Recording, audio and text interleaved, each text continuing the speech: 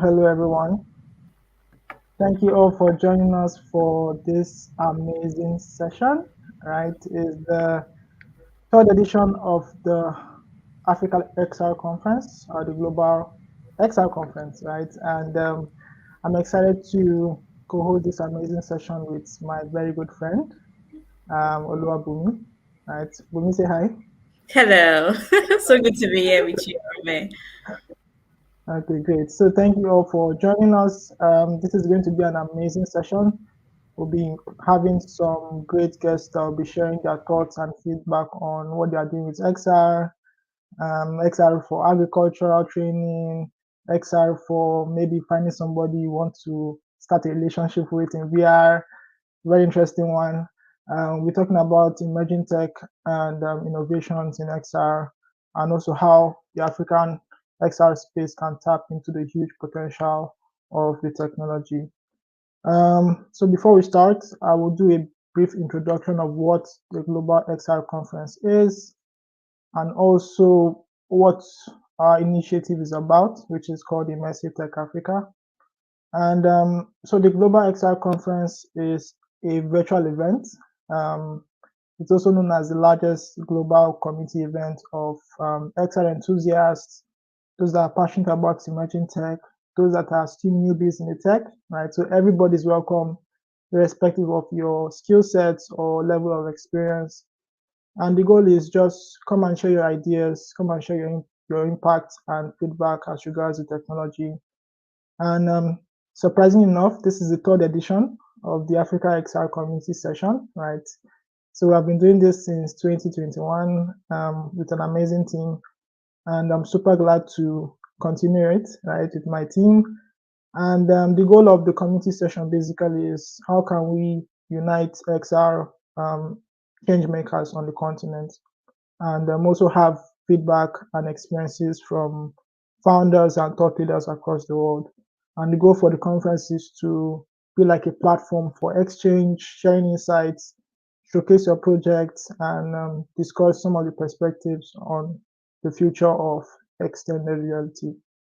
So if you want to know more about the Global XR Conference, please go to theglobalxrconference.com. You could watch some of the previous sessions on YouTube and also see some amazing speaker lineup on the website. So in terms of our initiatives, the name of our initiative is called Immersive Tech Africa, and it was founded in 2020 with the goal of increasing access to XR XR on the continent through education, training, and research, and also see how we can build a very thriving and inclusive community. The goal of the initiative is just empowering creators, developers, and enthusiasts, no matter your level. And we have a couple of initiatives whereby we used to make our impact. The first one is called the XR Innovation Summit, which is a virtual XR conference just like this, where we invite thought leaders, amazing creators, and founders to come and share their products, experiences, and thoughts on the technology. It's open to everybody and it's virtual, so you can join anywhere in the world. And so far, we have had close to 40 plus speakers and 1,000 people in attendance virtually, and also the support of 50 plus XR ecosystem partners. So if you want to watch like the recording of the session, you could go to the xrinnovationsummit.com. So our second initiative is called the XR Innovation Launchpad, which is our training arm and project whereby we want to empower Africa's XR creators. And what we do basically is have like a 1 day training where we empower these creators to get started and then empower them to go on a 12 weeks virtual training, right? And it's also virtual, whereby we work with the timeline of the participants to make sure that they are following and they can also have their 9 to 5 activities going. So far, we have trained close to 300 participants, and our goal is to reach hopefully 5,000 creators, XR creators by the year 2026. So these are some pictures from our previous events. It's really amazing. So this happened June this year, and we had a lot of turnout from people, and it was good to see the youngsters coming out. Right, we had this little girl that came with her mom, and she was able to learn Blender on the fly. Right, so it's good to encourage youngsters to get started with the technology as early as possible. And the goal is not just come and experience VR, but come and build with the technology. And we'll make sure that anybody that attends our events creates something and they go home to show their family how amazing XR is. So, introducing myself, my name is Arum Ibrahim. I am the co host of this community session and also the executive director of Immersive Tech Africa. And the theme for this session is called Extended Reality in Africa, Emerging Innovators and Changemakers. And I'll be having my very lovely co-host, Oluwabumi. I'll allow Oluwabumi to introduce herself for you guys. Bumi, I'm muted. All right. Hello. So good to be here.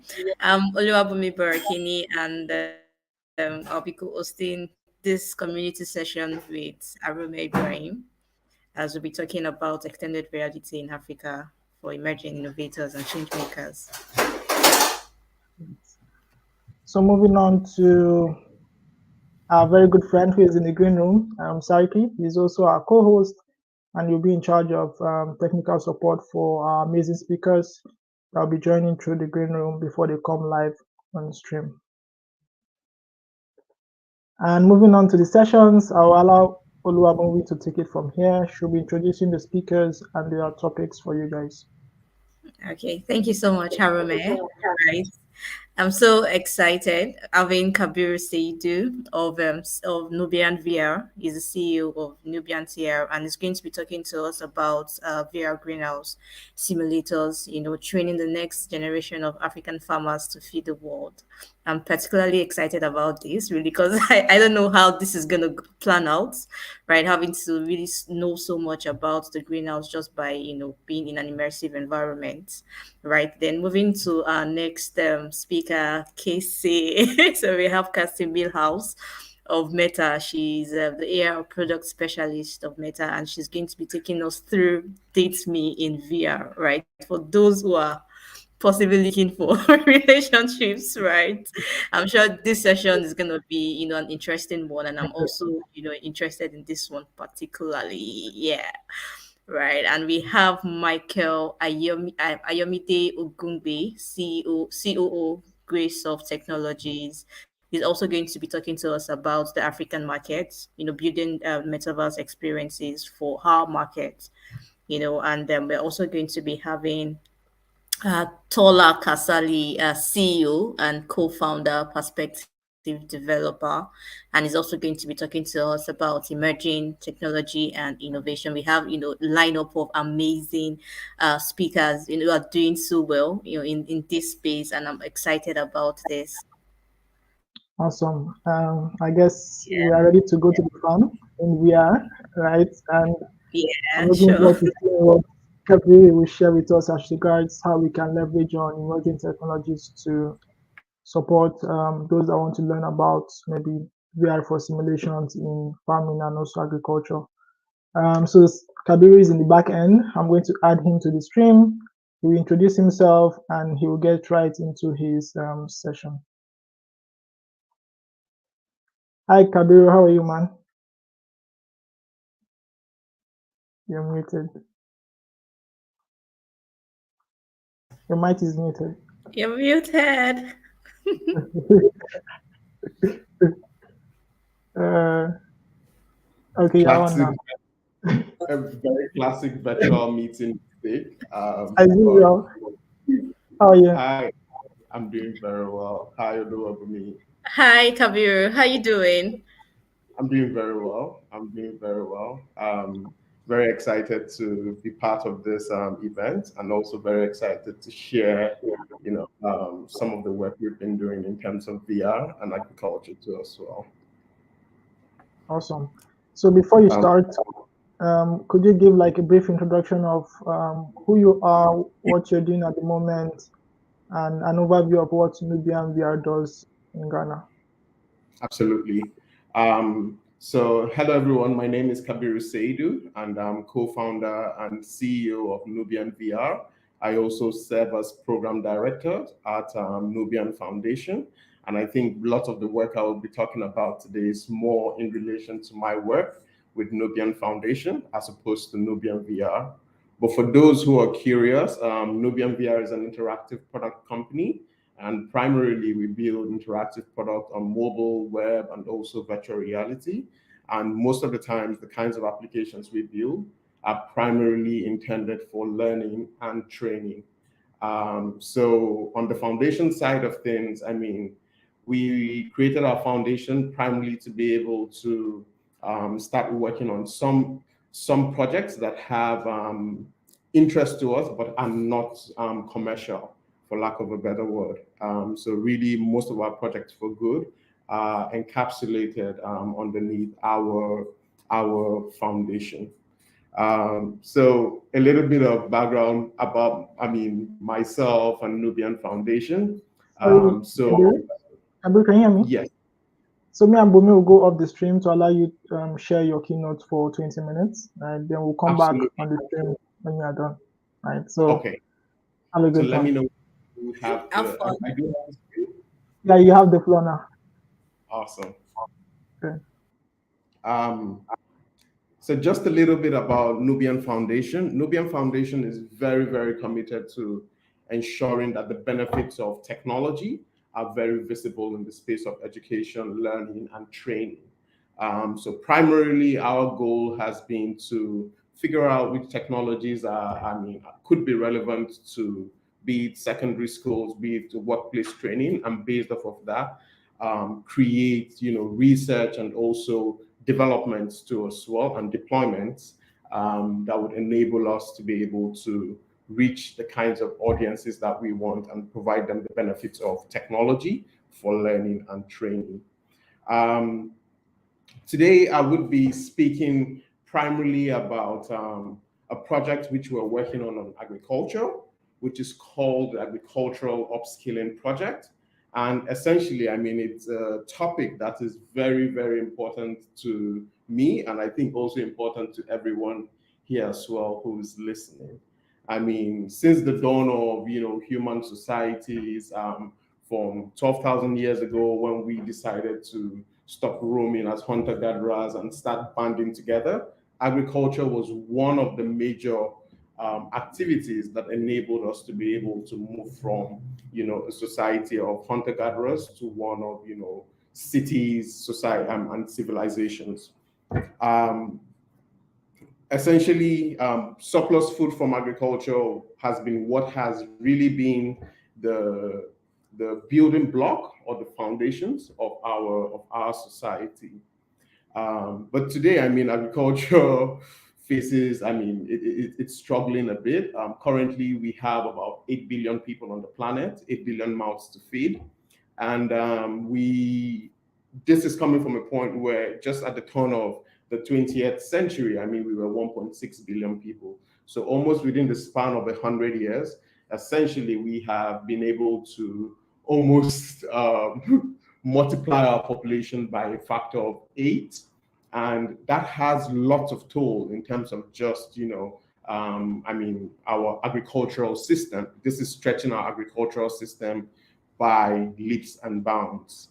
um, by 2050, it's actually also projected that we would be about 9.7 billion people on the planet, and that brings in an extra challenge of how might we be able to feed this extra amount of people on the planet.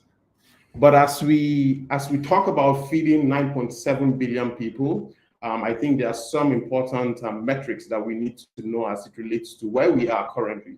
So currently we are 8 billion on the planet, and feeding 8 billion mouths has been really a serious challenge for our planet. So globally, 80% of deforestation is attributed to agriculture. 70% of our freshwater usage is also used up by agriculture, and agriculture too as well significantly contributes to pollution of water bodies and also the death of biodiversity. So generally, I mean, just the way in which we've been going about agriculture has really resulted in rape of our environment. And I think it's very important to contextualize how Africa is situated in this particular challenge, given that, I mean, right now 65% of the world's remaining arable land is in Africa. So that really gives us a lot of, I mean, the future of agriculture, for lack of a better word, is happening right here in Africa. Secondly, too, as well, I mean, in 2010, I mean, when we looked at the amount of people on the continent who were involved in agriculture, we were teetering almost at about 50%. But then today, I mean, that number has declined to about 4.38%, which is suggesting that, lots of people are either not taking up jobs in agriculture, and there needs to be a way to be able to, for us, I mean, we have a food security challenge globally where we need to be able to feed more mouths. So to have a trend that is moving in the opposite direction of where it is that we want to be moving, I think is something that is very, very worrying. Um, so, I mean, with all of this, I'm sure, I mean, lots of people are already getting bothered and worried in the sense of, okay, I mean, if agriculture to us all is contributing to climate change, like how are we going to address this project? How are we going to address this problem? And not to worry, there are lots of, I mean, there are solutions on the horizon. So one of the solutions that I think has been pushed for a while in Ghana here, but also I think across the world, is greenhouse farming. So greenhouse farming offers lots of opportunity to be able to essentially feed this burgeoning population that we do have without taking as much toll on the environment. So greenhouse farmers are reporting the fact that they are able to increase their yields, and their yields are also more consistent. But at the same time too as well, by farming in greenhouses, farmers' land use also drastically reduces. So if I needed to grow, say, on 5 acres worth of land, in 1 acre's worth of land, I mean, that is, I mean, for open field farming, if I needed to grow um, on 5 acres of land, with 1 acre of land, I would be able to get as much productivity as I would get from 5 acres using a greenhouse. So this is a very, very alluring proposition for farmers. Also, too, as well, by growing in a greenhouse, essentially you are reducing the dependence which you have on chemicals in terms of fertilizers, in terms of also pesticides, because you're growing in a contained environment. And for us, I mean, I think on for us on the continent, but also globally too as well, this is a very, very, very valuable proposition. Just given that, I mean, agriculture as it is really raping our nature. Um, but then, I mean, yes. So greenhouse, I mean, I'm proposing as a solution, but then there also comes a problem with just the way in which greenhouse farming too as well has penetrated our society.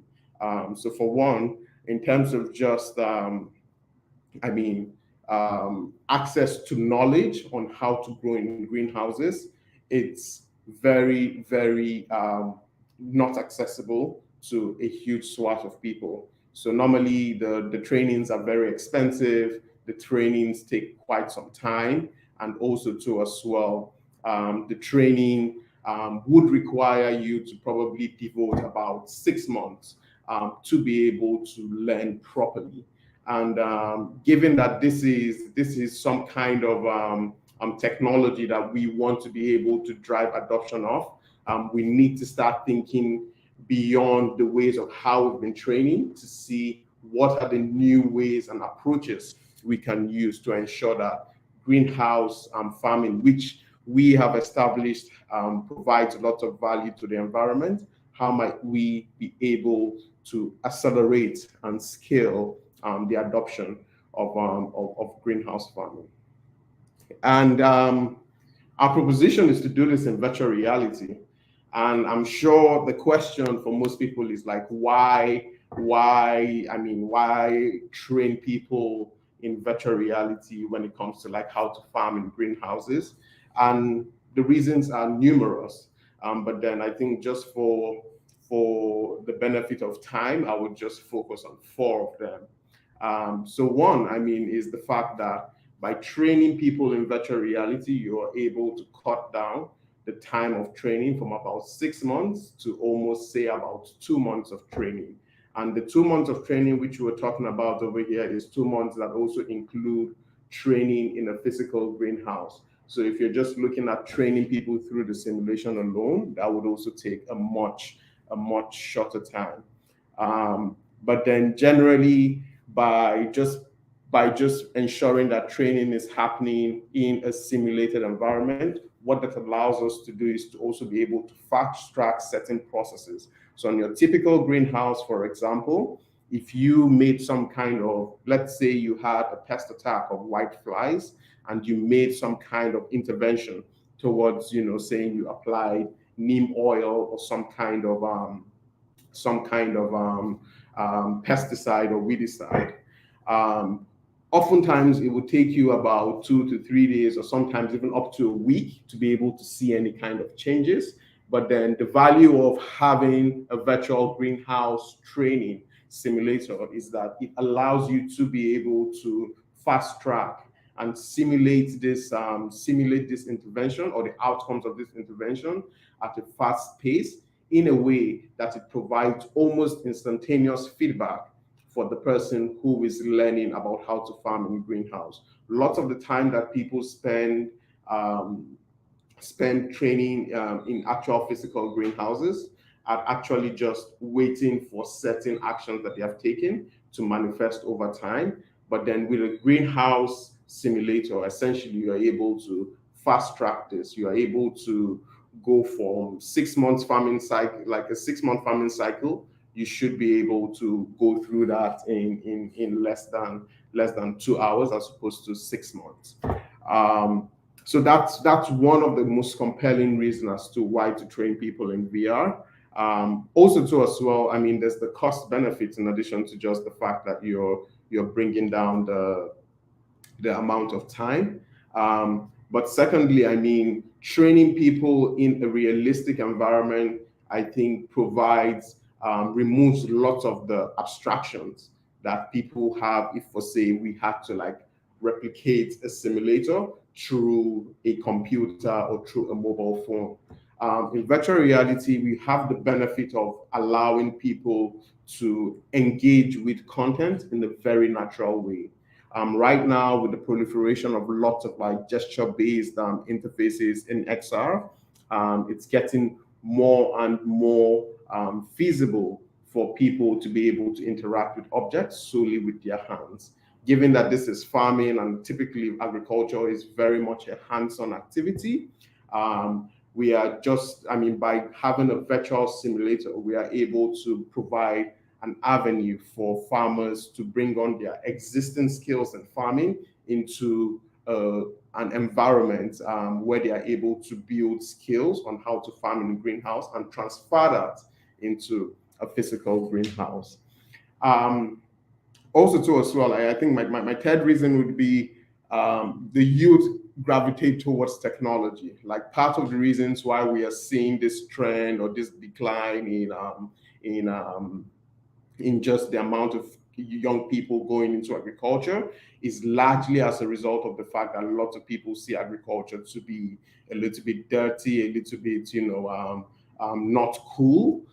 So by involving and by bringing technology into the training process of agriculture, I think we would be able to, for lack of a better word, seduce a new generation of African farmers, young people who are willing to build careers in agriculture. And finally, I mean, and this is a very critical one. I mean, so in Ghana, for example, just as a result of lack of technical skills, there are a lot of people who kind of like just, set up a greenhouse, but just abandon it halfway. Um, and that comes with lots of, the cost of it is you're losing livelihood. So for like a farmer who has not really perfected how to grow in a greenhouse, to just give them a physical greenhouse to grow in is very risky. So by giving them a virtual environment where they can learn to build their skills in greenhouse farming, essentially we are able to also ensure against them losing their livelihood before, they are ready to go into, before they are able to build the skills necessary to farm in a greenhouse. So just to talk a little bit more about, the greenhouse from a functional point of view, I think it would just be helpful to give you a sense of how we are thinking through the building process of our greenhouse simulator. So the first thing is that the greenhouse would simulate the genetics of plants. So from a seed state, essentially a seed would encompass certain kinds of characteristics, which would be, does it have a certain disease resistance? Does it have some kind of temperature tolerance? Does it have, a particular, what fruit is it even bearing? And also what would the shape and form of the fruits look like? All of those kinds of stuff would be simulated in the virtual greenhouse. So from that genetic basis, essentially, we would now start simulating different levels of environmental conditions, from light to temperature to air quality to water to nutrients to soil salinity to soil pH level, all the way to also just soil composition. So how clayey, how clayey, how loamy is the soil. All of those would be simulated in the virtual greenhouse. The virtual greenhouse too as well would also simulate pests and diseases. So typically, most of the kinds of interventions that are very critical for farmers to take would be things relating to pest attack or also disease attack too as well. So for all of those kinds of conditions, in a 3D simulated environment, we would be simulating all of these scenarios that enables a farmer to build the right kind of aptitude to be able to essentially, know how to deal with pest attacks or disease attacks. At the same time, too, as well, in the virtual greenhouse, we'll be able to simulate different kinds of farm interactions. So from watering schedule to like nutrient schedule to like, different kinds of environmental interactions. So being able to like use a hand trowel, being able to use a spray bottle, all of those kinds um, of farm interactions would also be simulated. But most importantly, I mean, I'm part of the reasons why VR is actually very critical to this is that we need to be able to build accessibility features. So earlier on, I spoke about how VR provides a very contextual environment for people to be able to learn, especially people with limited educational background or digital literacy background, by bringing them into VR and by especially designing applications that leverage avenues for interacting with computers that are not as cumbersome as, say, using a point and click device or something of that sort, by being able to leverage things like gestures, voice controls, also language localization. Say if you have a video, you're also subtitling that, or if you had certain kinds of commands, people in their local language are able to actually make commands to ensure actions are taken in the greenhouse. That would be very critical to ensuring that we can reach, the most remote farmer in our society. So generally, I mean, that is a summary of what the greenhouse simulator does do. I mean, for us, I mean, it's something that we are very excited about in terms of just the prospect of being able to train people in climate smart agriculture much more quickly, but more importantly too as well. I think we're also excited about the opportunity which it has to encourage more young people to be able to get involved in agriculture. So the greenhouse simulator, it's still very much in early development. So currently, it's the entire simulation processes are being developed, and over the course of the next coming months, we would be developing the element of the actual VR simulation. So we look forward to what that development would look like, and more importantly, we also look forward to start deployment with communities in starting in Ghana, but then also beyond. Thank you very much for your audience, and I'm happy to take any questions you may have. Amazing. Thank you so much for sharing, Kabiru. That was quite interesting. And I have a couple of questions though. I don't know about the audience. So if you have any questions for Kabiru, feel free to share in the chat, and then we'll ask him those questions. Right. But as regards what you guys are trying to achieve with VR for agricultural simulation is quite impressive. For Bumi, I know she has a couple of questions, but I'll let her go first. All right. So Bumi, go ahead. Yeah, thank you. Thank you so much, Kabiru. Like that's so amazing, right? Having to learn about greenhouse and also in the virtual environment. So one probing question I have is like for someone who is not tech savvy, right? Because Yes. I understand that most farmers, right, would usually come from like the local areas, right? And how do you think we can, get this technology very easy, for these guys. Now they're learning two things: how to possibly navigate around the virtual environment. Then Yeah. at the same time, they're also learning greenhouse. So that's like two in one, if not even more than two, right? So I don't know if like you have plans around that for people who are not, so tech savvy. Yeah. Yeah, absolutely. I think that's a very legitimate question, just so that, I mean, we ensure that we're not just throwing technology around a particular problem.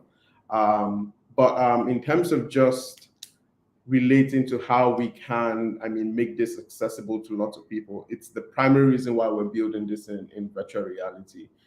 So like I mentioned earlier, things like being able to engage with interfaces using gestures, using voice commands.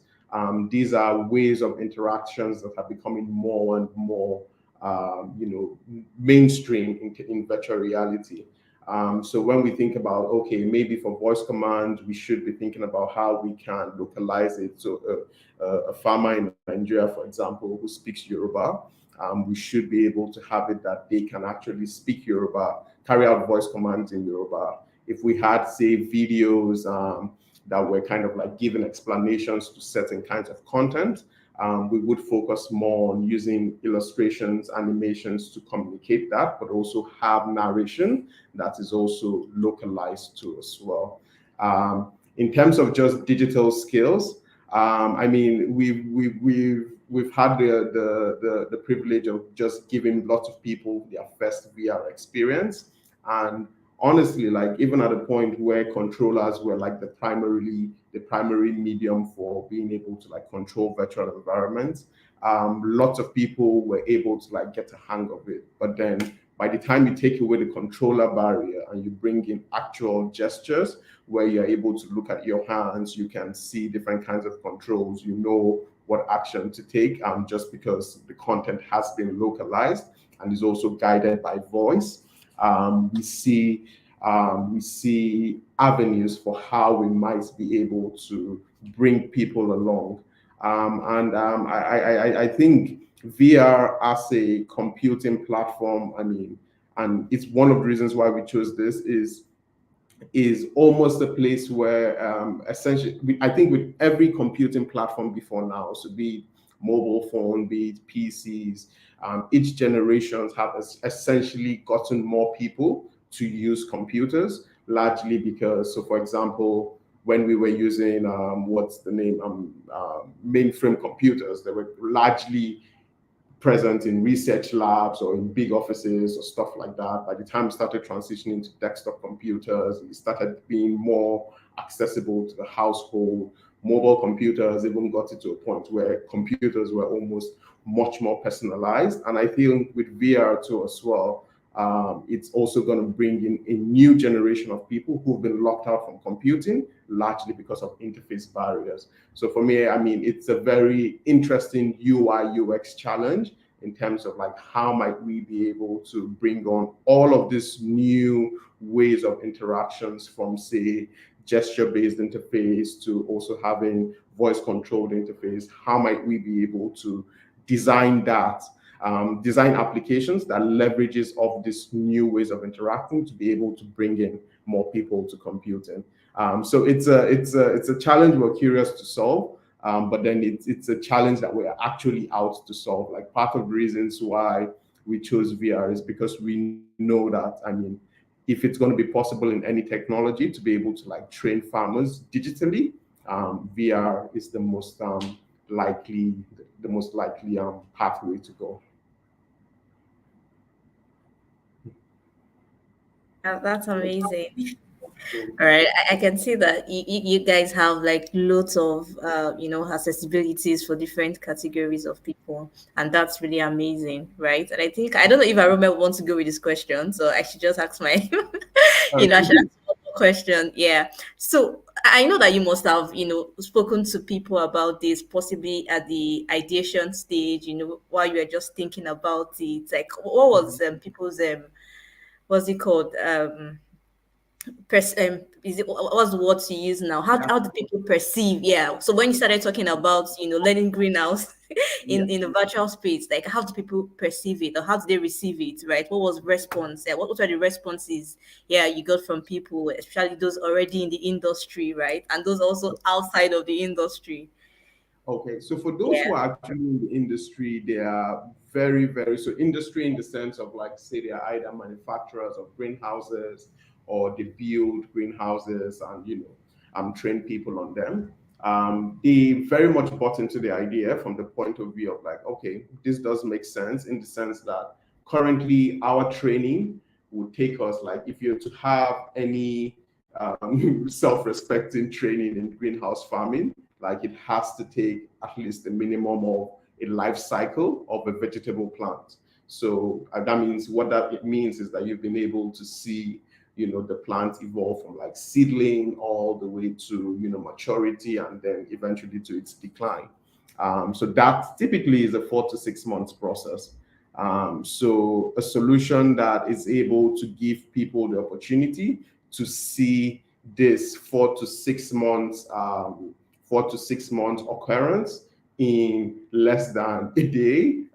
For most people, they consider it very, very worthwhile. But I think more importantly, I mean, they are more curious to see it than they are skeptical about it.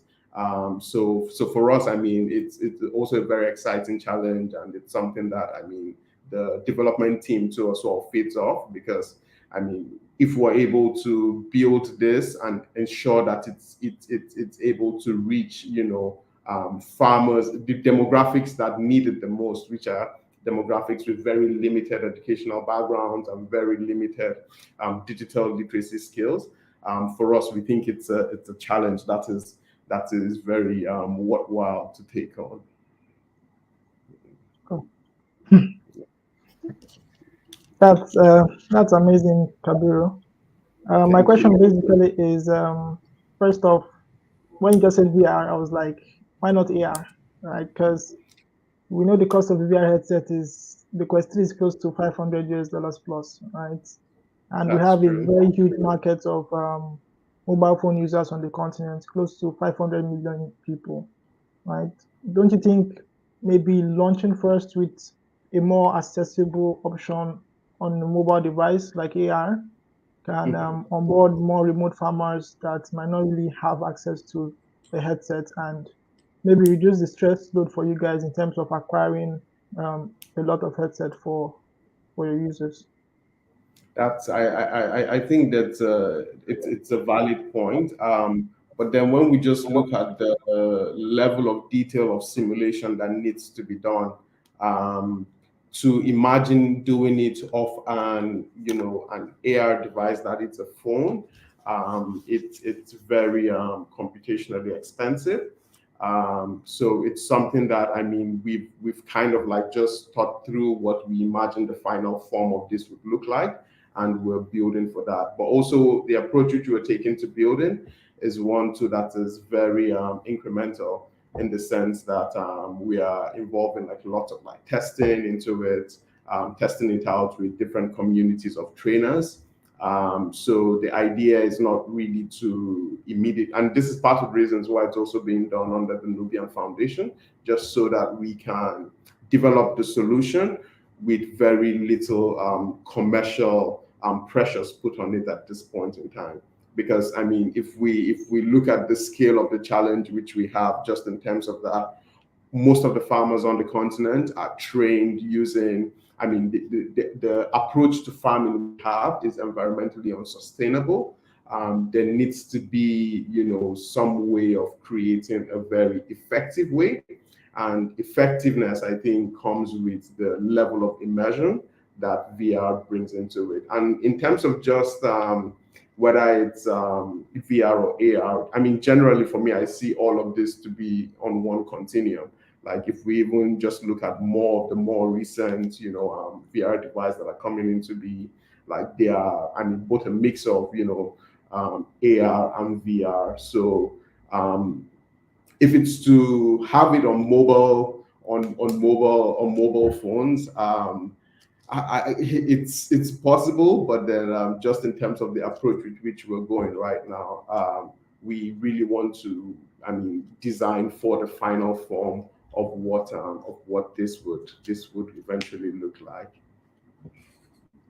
I think that's valid, right? I feel just like you said, for VR there'll be more, the immersion will be more, right? And I feel the level of understanding will be more realistic, unlike Yeah, AR that will just be your environment and you might not fully get yeah, that presence in a virtual space, right? So and your also feedback, like yeah, also with like VR too as well comes the added benefits of accessibility. Like I think it's very important to bring hands into this virtual environment, particularly for farmers.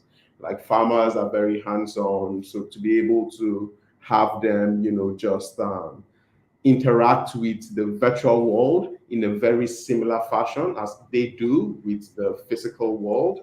I think it offers them lots of ability to um, they would have less barriers of engaging with the world than if they had to like figure out a 2D interface or stuff like that. So generally, that's the rationale around the approach. Yeah, when you just mentioned hands, an idea just Yeah. popped into my head. Like, so imagine maybe, for example, the some of the farming equipment that they use, right? You could have like a maybe 3D custom made version of it where you can Yes. attach some controllers to it. So in VR, they're actual farming equipment and they can now use it effectively as if they are doing that. Yeah. Absolutely. Like in terms of just, I mean, if you, so even right now, as you say that to us, well, like it even brings, the whole of idea, gives more credence to the whole idea of like using AR to as well. So if you had, say, those modes of like a shovel, a trowel, a snipping tool, which you use to kind of like prune your plant, all of those kinds of stuff. If you had actual physical space, you could do lots of like augmented reality kind of like simulations on there. But yeah, I definitely do feel that as the technology matures, the possibilities of what it is that we can do also becomes more and more exciting.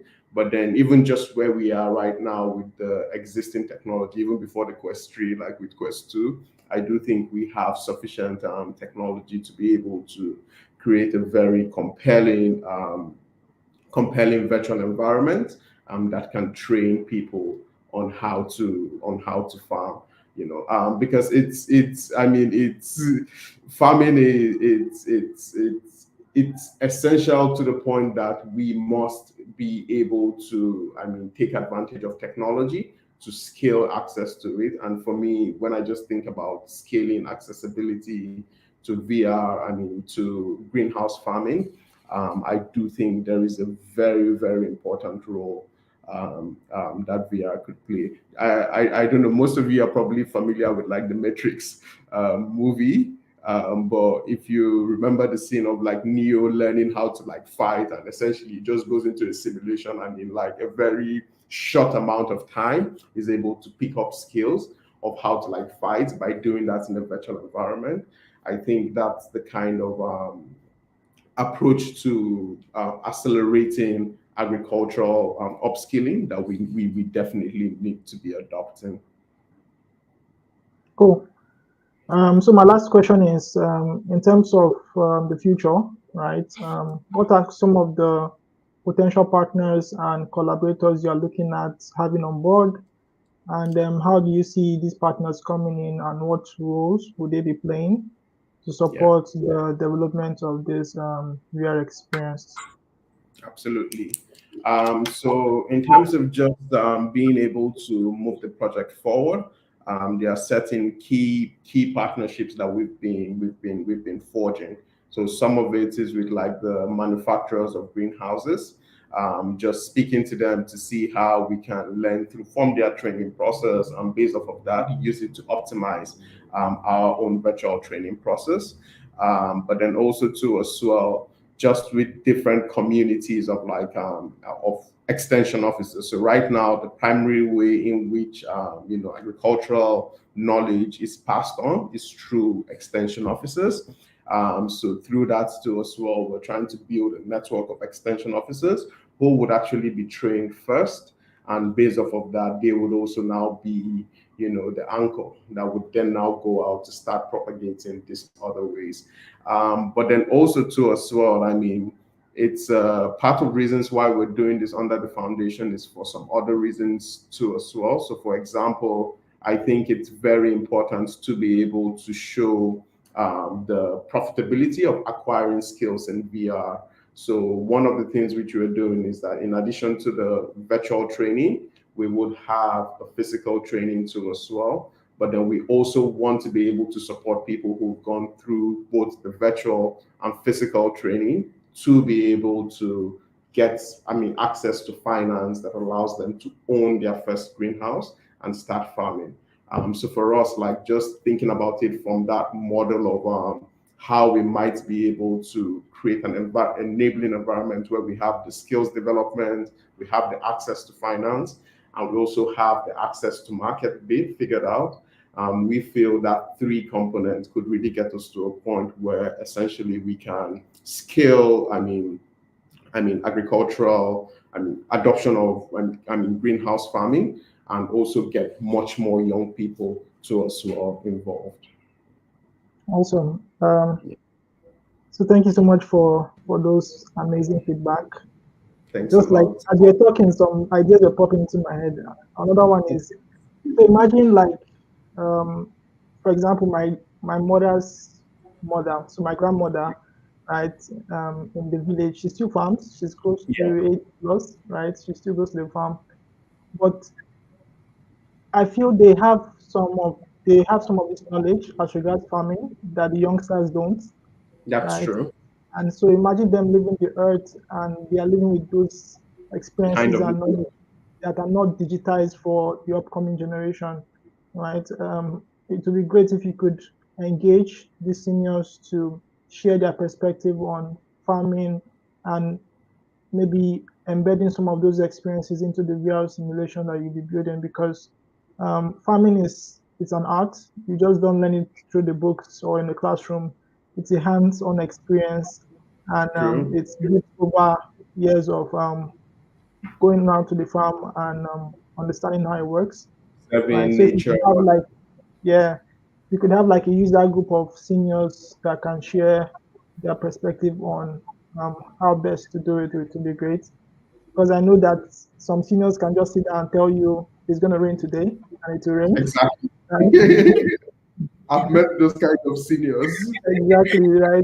Some will See, tell you, it rained today. I'm not going to the farm tomorrow because it's Yeah, the sun is going to be crazy, right? So finding a way to get those knowledge and experiences documented and creating a VR experience from it will be very good for the future generation.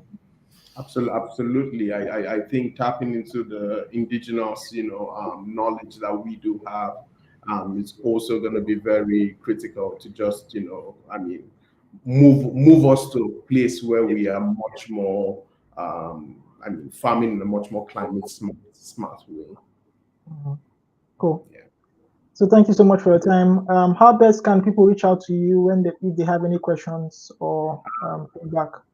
Yeah, primarily on LinkedIn.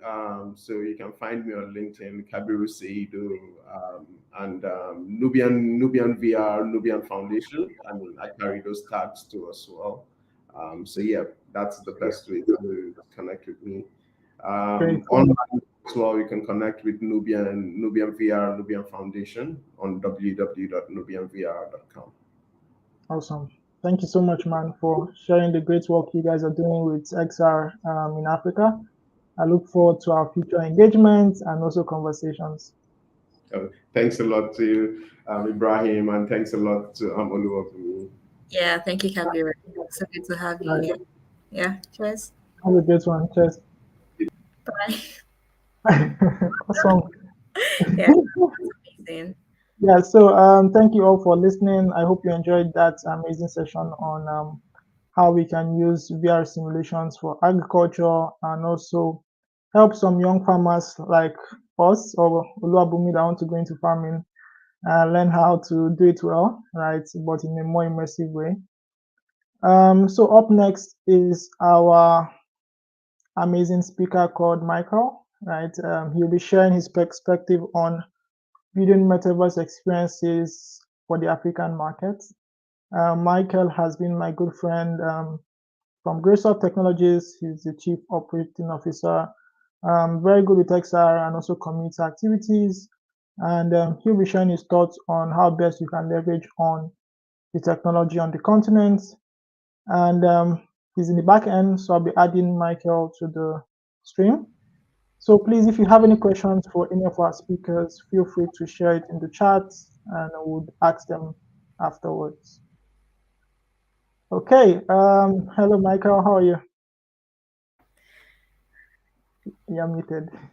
You're muted. Hello, Michael. All right, yeah. Hello, everyone. Hello, Arome. Hello, Bumi. How you Hiya. guys doing? Yeah. Good. I'm good. How are you? I'm very well. I'm good. I'm good. Very good.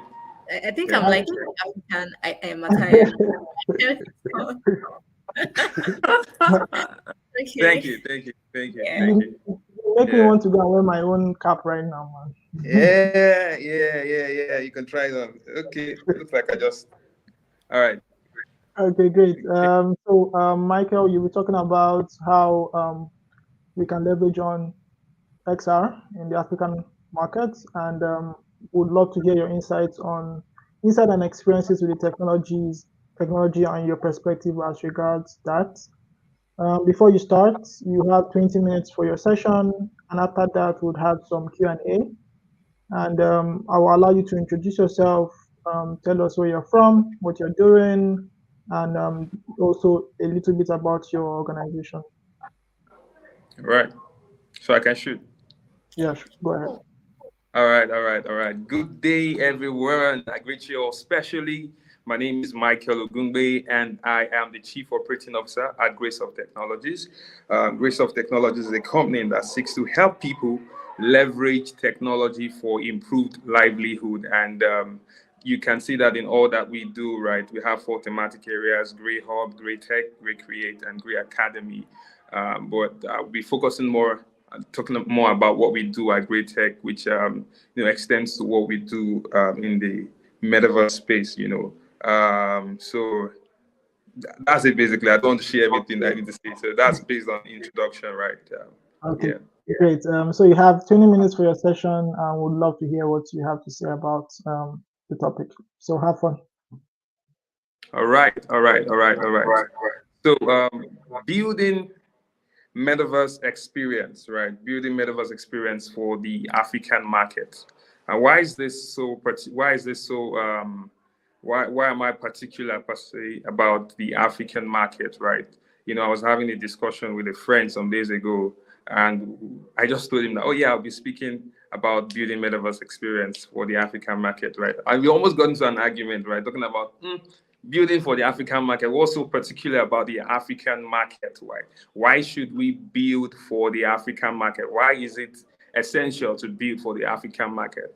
And in the conversation, one thing I was able to draft out right from the conversation, because it was an intelligent conversation, was that relatability, right, is key in everything that we do, in every product that we build, in everything that we do, basically, right? If I can relate to what you're telling me to do or what you're trying to converse with me, I would not grasp it and probably not even remember, right? Because there's a lot of things happening in so many people's minds, so many things are happening in the world, right? So for something to stick, or for you to remember anything, or for something to be that important that you engage with it either daily or weekly or monthly or yearly, right? It means it's something that you can relate to, right? So, I told him that it's very important that as we get to build or as we get to do stuff around the metaverse, it's very important that we understand that relatability is key, right? Look at other people that build stuff, right? The reason why they gain traction is either it solves a problem in people's life. And for it to solve a problem, that means it relates to them, it connects, right? So talking about the African market, what's so particular about the African market? The continent, right, is about the second largest continent, right, in the world. So it simply means that beyond the population, right, something is so particular. So many things are happening in Africa, right?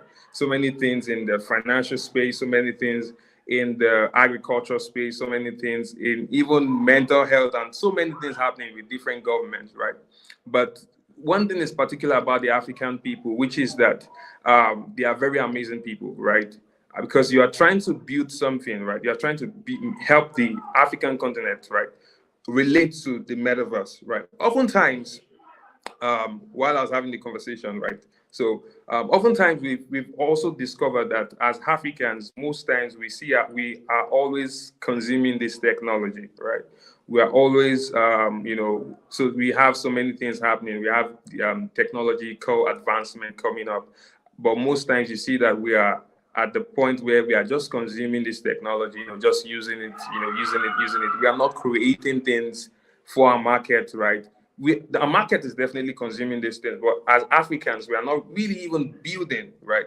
And that's why I'm so particularly happy, right, that when you look at the metaverse, over just in this 2023, I've seen several organizations, several startups, several bodies, do stuffs around AR, around VR, around extended reality, either in terms of education, right? That's in terms of transferring knowledge, or in terms of creating experiences that people will enjoy, right? Because it all starts from, like I said, relatability. If anything would stand out from my conversation today is relatability, right? Because we can't do anything amazing, anything that would stand the test of time if there is no form of relatability. Let me say this, right? Schooling, right? There was this subject I didn't like. I'll say I didn't like chemistry. But why didn't I like chemistry? It's not because I'm not intelligent. It's not because I'm not smart enough. It's not because I just felt like not liking it, right? I could not just relate to it at that point, right? And you see how several people are, designing stuff, doing stuff around AR, around VR that helps improve relatability and experience, right? And once there is improved relatability and experience, there is improved assimilation, there is improved retention, right? So as the relatability increases, there is retention, there is adoption, and as that increases, there's also retention, right? So we look at building stuffs, building metaverse experiences for the African market, right? I can say that if you take in maybe 5 or 10 young people today, right? Of these 5 to 10 young people today, I can tell you confidently that out of those 10 young people today, you would see about 7 who are either leveraging or using AR filters, right? Either through Snapchat or through what's it called? Or through Instagram, Instagram filters, or either TikTok filters, right? All of these filters are being used, and some of these young folks don't even know that they're leveraging augmented reality, but they're just able to vibe with this whatever augmented reality experience has been created, right? I have a younger sibling that almost every time it just helps. You just find some form of expression, right? And once you are able to hit people in a point where they are able to find some level of expression, they would be tied or attached to your product, right? So let me give an instance. So this instance is simple, right? As I begin to now talk about the metaverse in itself, right? So oftentimes we are all beautiful people, amazing, good-looking humans, right? But there are times where for some certain people, right, they might have some contour and all of that. I'm sure that for people listening to me, you might have seen several filters that have some kind of contours, and people are still convenient. They're still able to express themselves through these contours. In fact, they find big expressions in using these contours, right? You've seen celebrity use this AR contours that probably makes their nose bigger and makes their mouth bigger or makes their eyes bigger, and it just gives this look that makes it look funny. And people are now convenient using. People find some level of confidence using this AR effect, right? They're able to relate to it, they're able to use it. And you see so many people. So for someone who has probably created this filter, right? Somebody who has created this filter would definitely be getting some beautiful tractions, right? By the filters that he has created. And people are able to connect with it. There was even a time whereby we had this hackathon, right? We had this hackathon early this year, right? XR bootcamp and hackathon, right? And basically, what we're trying to do is to help bring up young folks, right, and hold them through the XR space, the metaverse space, so that we can have more creators in this space in Nigeria, in Africa, And I was speaking to them. I said, "Do you know that you could create filters that let's say, for example, this there's this style that is being made mostly in, I think, for Nigerians, right? For ladies, right? Either shuku and bays, all back, and all of those different hairstyle, right? Do you know you could create this kind of filters and you would have millions of people, billions of people testing it out, even people who are not even Africans, right? You have some people out of in other continent, the Asians, the the whites, would want to even try it out. Oh, how would shuku and bays look like in my hair? How would all back look like if I tried it out, right? You've seen people try it out. The bowed look, right? The Skodo, right? I don't know. So many people have given several names, right? But one thing stands out in all of these experiences. One thing stands out, and what stands out in all of these experiences is relatability. The more people are able to relate to it, the more you are able to gain some level of traction. The more you are able to, redesign or improve on what you're working on, right? And people nowadays just want to find expression.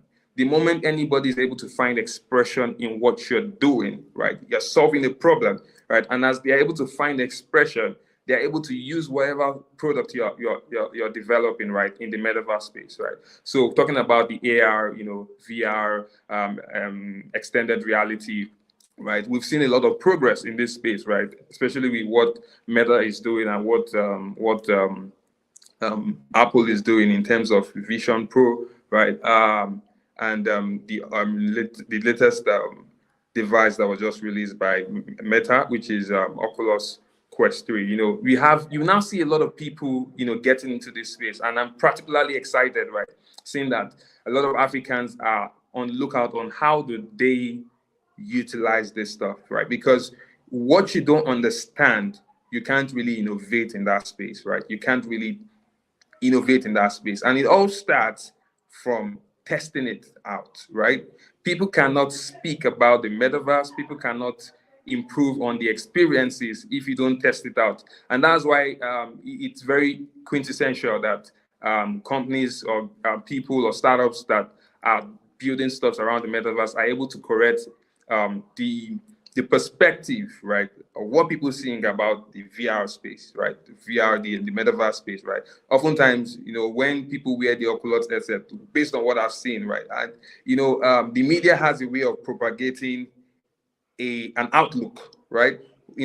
Sometimes when you see people wear headsets, you see them screaming, you just see them maybe rolling on the floor based on what they're experiencing. So in that sense in itself, right, people, you just see some certain people when you tell them, oh, come and wear the Oculus headset and let's experience this. We have something to show you. See some of them scared, not because what has been designed or what has been built is not excellent, but because of the narrative that the media has pushed, that, oh yeah, if you wear this Oculus headset, that's what, you can even be rolling on the floor and all of that, right? And I like the advancement that has been made, right, in terms of blending your physical environment with the virtual space, where you can also now define the level of interaction that you want to see, right? In terms of we're talking about extended reality, right? You can define the level of interaction that you, or the level of experience you want to see, right? And that helps you to still be conscious about, especially when you're in the VR headset, you can still be conscious about your present environment. You can still see what is going on, so you are not probably hitting your head on the wall or doing stuff that makes people think that, oh, when the Oculus headset, you're in a different world that can make you maybe fall on the floor and all of this, right? All of this is about narratives that are being pushed, right? So yeah, that's about correcting the perspective. And if there's also one thing that I'm really, really particular about, it all starts from education, right? When we properly push or transfer knowledge, right? Do a very good job in doing a knowledge transfer, right? People can now see what it means to build in the metaverse, what it means to build experiences that are relatable, right? We see currently that several startups are doing this stuff. In fact, one of the engagements we're having recently for next week, we're partnering with a fashion and art um, a fashion and art event, right, called CAFAT, right, Kaduna State, Kaduna Art and Fashion, or Kaduna Fashion and Art Exhibition. And one of the things we are doing in that engagement is that we are trying to let people see how technology is improving fashion, all right, how people are using technology to, how we're using technology to, to show how you can connect fashion with technology. So one of the things that our developers are doing is building models, right, with several, building models with several wares, right? So you see people, we've designed certain kind of appearances for these different models that are Afrocentric, right? And also one of the things we're also doing is with the knock artifact is that, helping people have what we call the augmented reality experience. So for example, there are certain things I would personally not even care about or would not even want to know about, right? Because when I think of going to the museum, I just look at it like stressful, right? Of trying to even, maybe if I go and they tell me about the history of the artifact, I probably might not be able to retain that knowledge, right? But one of the things we are doing, right, and this is just for me, right? Other people might be able to retain the knowledge, right? It's all good for them, right? But I'm just speaking for myself, right? And I know that there are definitely people like me, and there are definitely people that would always, grasp these things ASAP, right? So one of the things we are doing is, so for example, for an artifact, what you would see or what you typically experience is that once you probably scan the QR code, or or you scan the art, you're able to see like a 3D model of this artifact, right? And as you see the 3D model of this artifact, you're able to probably listen to the description either in a male's voice or in a female's voice, right? So for me, I might want to listen in a female's voice, right? Or I feel like if a lady listens to, it's just appealing to people's emotions, right? And in that, you are able to help them understand this history, right? So, for example, there's also going to be it's going to be in English, in Hausa, or in Pidgin, right? We are still working on that, right? And so imagine you scan an artifact and you're able to see the 3D representation, and you decide to listen to the description in Pidgin or in Hausa or in Yoruba or in English, right? Whichever one appeals to you. So for someone else, person might want to listen to it in a male's voice in Hausa language, right? So imagine doing that. That in itself improves retention, improves relatability, because you are talking about building for Africans, right? We're talking about building experiences for the African market, right? So it simply means that you have to build something that they can relate to, right? That improves retention, that improves relatability. And once you do that, you are able to help them understand. So in this case, you're able to help them understand history. You're able to help them understand the beauty, or you're able to help them understand the beauty of our history, right? You're able to help them understand how there have been several advancements, right? So that's just for even the fashion space and what we did, right? And so far, one of the things we've been able to do within a year and a half, right, is that we've been able to help over 2,000 people experience either augmented reality or virtual reality. I can still remember about I think 2 months or 3 months ago, right? We were having a conversation with a particular ministry or agency in Kaduna State. And the first thing my CEO did, right, person of Issa Raphael, was that, we understood that for these people to even have a buy-in in what we are trying to do, we have to bring them up to speed in terms of understanding what the possibilities with this technology, VR, AR, right? What we decided to do was that, okay, you know what? Bring your team together to our company. We're going to have what we call the Metaverse 101, helping you to understand the possibilities of this space. Because if, for example, I just take a proposal and I'm like, oh, this is what we can, this is what we can, this is what we can, and they're like, what's the benefit? Right? So what we did was we brought them in, broke down what the metaverse is about, broke down what AR is about, what virtual reality is about, and helped them understand the progression of the internet, right? There was a time whereby I was sharing at the Google event last week, and I said something, how that there was a time when we were using desktop chargers, right? Desktop chargers to charge our phones that had batteries that you could, detachable batteries.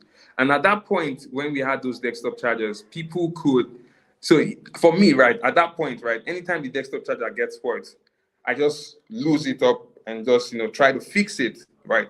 I didn't have access to YouTube at that point. I was just using my head, right? Just trying to fix it. But now we've gotten to a point whereby there's nothing you want to search on the internet that you can't find. You go on YouTube and you want to search how to dismantle a desktop charger or how to even make one, right? There's access to that knowledge, right? So when you also look at the metaverse, which is the next phase of the internet in terms of experience, relatability, retention, in terms of improved impressions, right? Because even in the real estate space, right, we know that there are several sectors in which the metaverse experiences, right, can improve, right? In terms of, you look at the real estate space, you look at the gaming space, you look at the entertainment space when we're talking about either watching of movies or even music, right, in itself, right? So you see how the metaverse is improving how we connect to all of these things, right? And as we improve, as that is improved in itself, right, we're able to gain some level of traction. So for those who are building, right, as you build metaverse experiences, you have to think about how do that community you're building for, that continent you're building for, or that country you're building for, how do they receive, what's their how do they receive knowledge, or how do they experience things, right? How do they connect with things? And the understanding of this is what would help you find the problems and prefer relatable solutions, right? I think I've my time is up, right? Yeah, you can wrap up. Okay. All right. So as I conclude, right, like I said from the beginning, one thing that stands out in everything I'm trying to say is that as you build metaverse experience for the African market, relatability is key, right? And as there's improved relatability, there is improved retention. And as there's improved retention, there's people are able to connect more with what you're doing. And that way, if you're building to gain traction, you definitely gain traction, right? So yeah, thank you very much. Thank you so much for sharing. Yeah. That was quite in depth, right? And I love your touch of personal experiences to some of those perspectives and insights. I have a couple of questions as usual, and I know Bumi does too, right? So I'll allow her to go first, and then I'll All follow right. after. All right, thank you. Thank you so much, Michael, right, for giving us those experiences. It's relatable, just like you've been saying. The African market is pretty a very different one, right, from the Western world. Right, we have our own personal experience, we have our own cultures and diversities, right? Even just in Nigeria, right, we have a lot of diversities. Now looking at other countries in Africa, and so my question here is, in building the metaverse, right, the African market, what do you think we can do, right, to build something for the whole of Africa? So you're building one, you're having one product, right, but you want it to feed the whole of Africa. So you're not, I don't know how to put this. You're not dividing your product because, oh, you're building for Rwanda or because you're building for Ghana, right? But you're building for the African market at large. So how do you think we can have experience, just have African experience, African product, right? All at once. All right. Okay. So the goal of any product that is being developed is community. You look at Facebook, for example. The reason anybody can come up and design or build an app that looks like Facebook, but the person might not be able to compete with Facebook, not because the product is not as good looking as, it's even good looking. So let's say it's good looking, right? Might even have a better UI, right? But over time, Facebook has been able to help people build their several communities within communities, and they're able to build on that, just creating a platform, right? So it starts with creating that platform, the platform in which other creators can build upon. Other creators can create their own community. So if I create a platform for other creators to create their own community, right, where they can just, without doing too much, just not necessarily plug and play, right, but also giving them the ability to, build on what you have built on, right, and it's just making little tweaks, right, but like creating that platform is the first thing for people, creating a platform that enables other creators to build upon, right? That's where it all starts from. And that way we'll be able to build a formidable experience, right? That has several cultures attached to it, right? So yeah, I don't know if I answered you, answered like I maybe answered the way you wanted. Yeah, yeah, But yeah. Yeah. I'll just allow Arume, ask this question. Okay, Right. cool. So Michael, I know you have engaged in a couple of projects as regards XR, not just in Africa but also in Nigeria. So yeah. my question is, how do you how do you plan, or how do you see the possibility of addressing accessibility issues, such as hardware and connectivity challenges, in bringing metaverse experiences to the African population? Hmm. Hmm. Hmm. It's a big one, right? While I was having a conversation recently at Need Dice event, right? One of the panelists was just dragging a particular network provider, and it, it's really a serious issue, right? Because if the network is not strong enough, right? If it's an experience connected to the internet, um, that entire experience, whatever you built, no matter how amazing it looks like, or no matter what problem is solved, at that point it becomes useless because of connectivity issue, right? And I see that several networks like MTN and Airtel and all of the other networks are improving their connectivity, right, in several space in the country, right, and that would in itself improve the experience that we have, right, that when we build. Another thing that can be done, right, so when we are talking about improving experiences or accessibility and accessibility, right, it doesn't have to be ambiguous, it doesn't have to be too big. Some people just need to have the first basic experience that might not necessarily connect to the internet, right? First, wearing the headset, right? It might not be an experience connected to the internet. It might be something that is more local, and these people just have the experiences, and it might not need an internet connection to have almost all. But it first starts with making people understand, oh, this is possible, because I tell people that the quality of knowledge you have determines the quality of decisions you make, right? So helping people just say, okay, this is possible, right? And as humans, when we notice, when we see possibilities, naturally we tend to chase them. We tend to go after it. Oh, this is possible. Oh, let me try this more. Let me try this. Let me try this. Let me try this. Let me try this. Let me try this. Right. So I know that getting hardwares can be very difficult. Right. Some of these hardwares are quite expensive. Right. You're talking about some of them $500, some of them $1,000. Right. Someone that knows it would not want to put, with except someone who is really, really enthusiastic about this space might want to, buy the headset, right? But even in several events that are happening, right? One of the things that people who do tech events can do, right? Because so, for example, when we had the event we were invited to Edo State for Edo Innovate, right?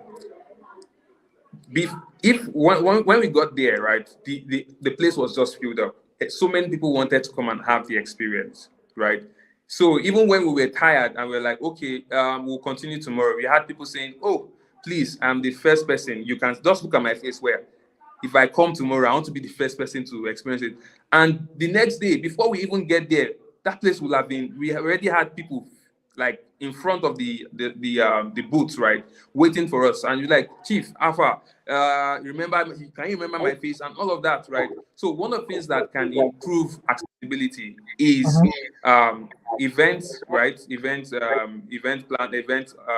organizations or people planning events, either whatever event it is, right? Whatever event it is, AR, VR can be attached to that experience, right? And once that happens, people can see the possibility. It doesn't have to be something. It doesn't. It can be attached to various things, right? Basically, yeah. True. I love your feedback as regards events and plugging XR accessibility towards such activities. Just like you shared, hardware is it's a problem, right? We have limited amount of headsets on the continent, and internet accessibility, though it's improving, right? But it's still something we need to improve upon before we can really harness the amazing possibilities of the metaverse and XR. And my second and final questions before we move on to the next session is, what are some of the trends or innovations you are looking forward to as regards XR on the continent? And what particular industry do you see XR having the most impact on? Okay. I got the last part right, which is what industries are personally I think is going to be leveraging this space or has a lot of potential. Uh, Mhm. One is the education space, right? Educational space. I see that if accepted and adopted, right, you would have more. You have more people that you even think are not as intelligent as they are deliver great results, right? So you see so many people maybe have bad score in their chemistry, for example, right? It's not because they can't understand the first 20 elements. It's because they can't relate to it. They can't connect with it. You're just saying it in a way that it doesn't connect with how they assimilate things, right? And the moment it connects with how we are assimilating things, you can be sure that I will definitely, you can be sure that I'll definitely, that knowledge will be retained and I will be able to, dispense whatever information I need to dispense, right? So in terms of the educational space, even in terms of um, the gaming industry, right? The gaming industry is like a major space, right? Also real estate, right? Experiences. What enables anybody to buy into a real estate is for a house that is built, right? Is the experience the person has had or the person would have, right? So with building experiences, either um, estate developers can even connect with their investors more and tell these investors, oh, this is how this place will look like, right? So it's not going to be what I ordered versus what I got, right? You can really you can really tweak and say, okay, I don't want it this way and all of that, right? So yeah. Awesome. I agree with your thoughts as regard education. Yeah. For me, I feel that's like the number one impact factor if they leverage XR fully, and the rest can be entertainment, tourism, arts and culture. The list goes Yeah, on. yeah, true. Right? Tourism, Yeah, tourism, tourism. but like you said, it's bit by bit, right? Finding out how we can create experiences that we can relate to the most, and also finding out how to increase access to these experiences, maybe leveraging on AR, maybe have experiences on the mobile devices before full scale VR experiences. Yeah. So thank you so much, Michael, for sharing your thoughts and insights as regards building the metaverse market in Africa We look forward to seeing you in our subsequent events and summits. And Bumi, do you have any final remarks for Michael? Just to appreciate you for being here, right? For giving us your time to really, delve into the metaverse for the African market. Thank you so much for coming, Michael, and I hope to Yeah. see you right in other events as well. Yeah. Thank you very much. I really do appreciate I really do appreciate the kind gestures, and yeah, thank you. All right. I'm grateful. Have a Yeah, great one, man. yeah, Yeah. Thank thank you. you. Bye. Awesome. I hope you guys are enjoying your time. I sure am. And I know Bumi is also doing the same.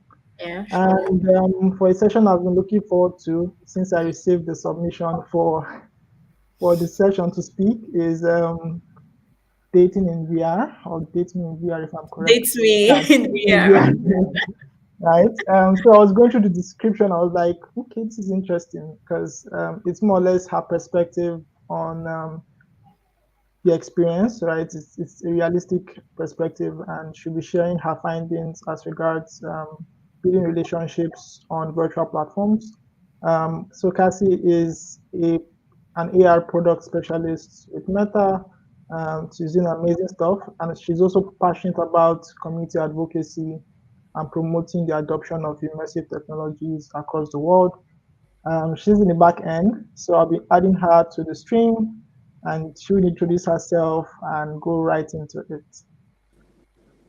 So, hi, Cassie, how are you? Hi, I'm very good. Well, How you doing? I'm good. I'm dialing in from Mexico City. Oh, nice. Yes, Awesome. but I'm very excited to speak to everybody in Africa. I'm dying to get there. I'm close, getting closer and closer. Yeah. Um, but that's why immersive technology is so awesome. Mhm. So I guess like what this entire talk is going to be about is not about the tech. It's not about the tools. It's Mhm. about people and how Sure. we come together and how we are going to move forward in the next generation is going to come with us. Mhm. So maybe just a little Before, background. Yep. yeah, good. Before you start, you just introduce yourself, tell us what you do, some of your activities and possible projects, and then you can go straight into your session. You have 20 minutes for your session, and afterwards we'll have a Q&A where we'll now Great. engage you afterwards. So Okay. you have the floor, basically, right? And we'll be in the back end.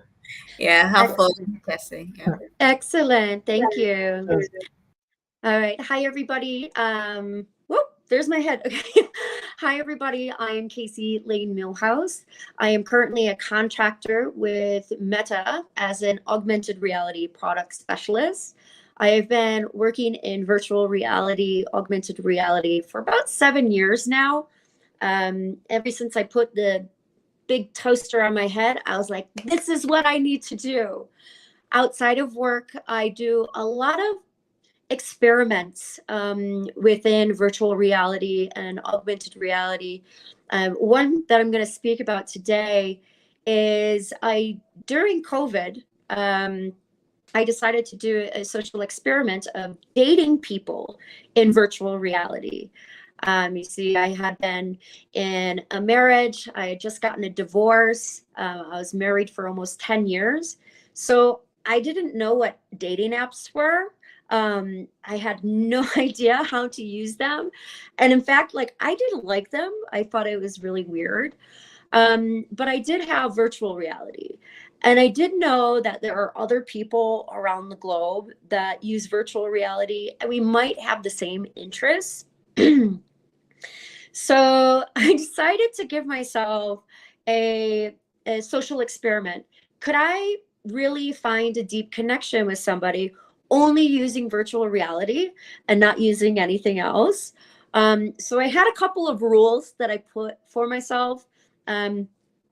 One, you had to be in a date for 90 minutes. So you had to stay the whole time. I couldn't leave. Two, when I connected with somebody, I couldn't look them up online.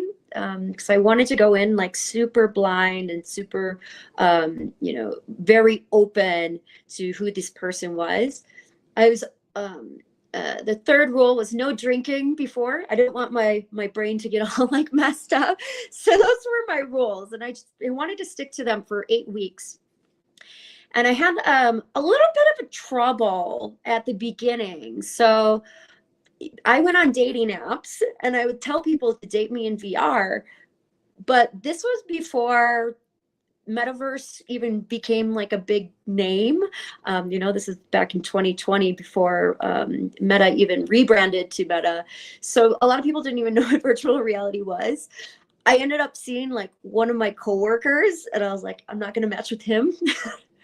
But I did match with somebody who did have a virtual reality headset. And so we agreed on a certain time to meet in VR, and we used the app Big Screen because it would allow us to be in the same space together. So the time comes and I put on my headset and I'm waiting. I think I waited 20 minutes and then I was like, you know what? Just get off the headset.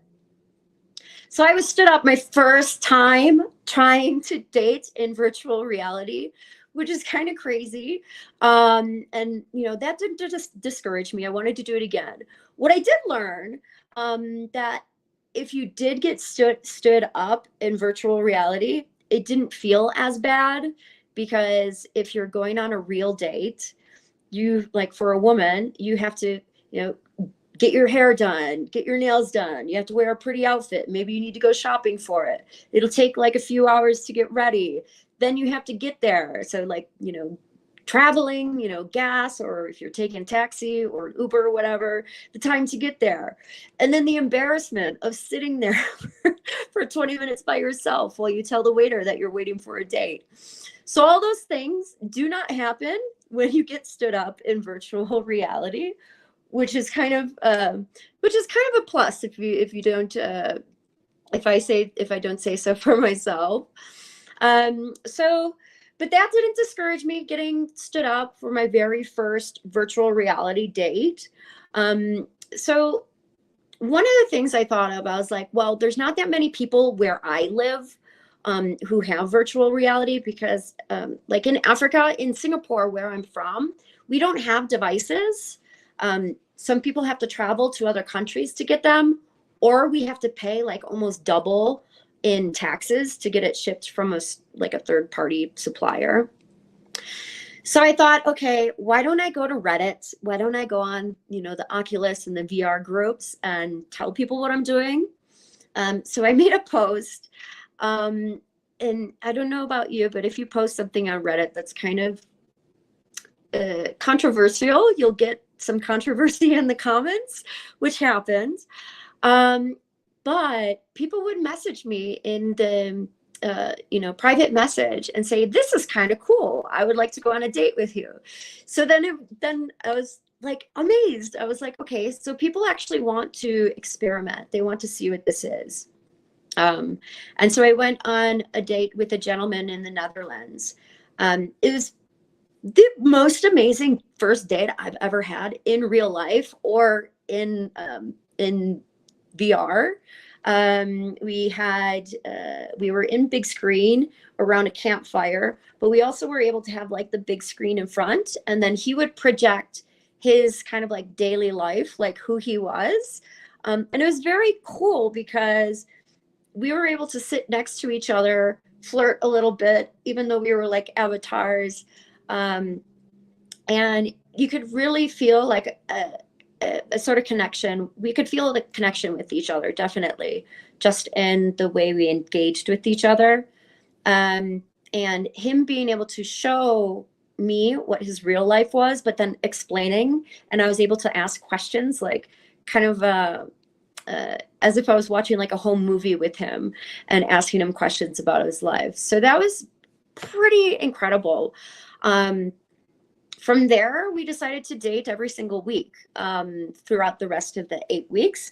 But I still went and dated other people within that, came through and said they wanted to date me. So I've dated other people that were in the US. I had dates with men and women just because I wanted to be a little bit more open and see if I could connect with people, not based on like anything superficial, but like who they were as a person. And I really think that there is something to be said about the connection that you feel with somebody when you are in a virtual reality. It's very difficult to explain it to somebody. They have to try it. And that's why when you guys were talking about, bringing the, headsets to events and maybe partnering with event organizers, that's like a fantastic idea. I want to do that as well. So, this dating in VR has really opened my eyes to the other like possibilities of how we can connect with each other. After I did my dating in VR, I decided to try something new. I was like, how about I do business networking in virtual reality in using VR golf?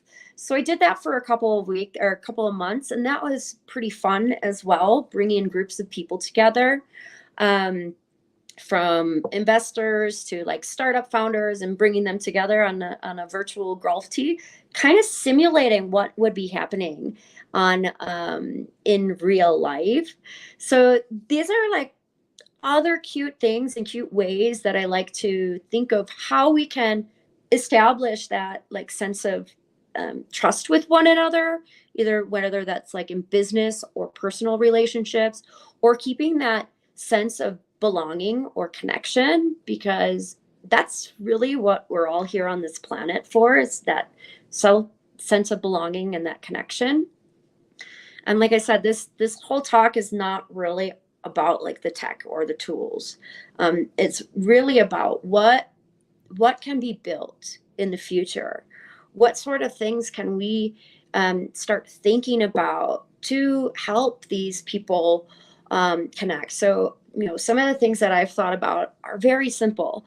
What kind of experience would go well with, somebody that is traveling overseas to go to a school semester? What can be done in virtual reality that's going to be a lot better, and then it would be on mobile? Or could it be like something that's like a mixed reality, virtual reality, web and mobile device, like together? What can be done with long distance relationships?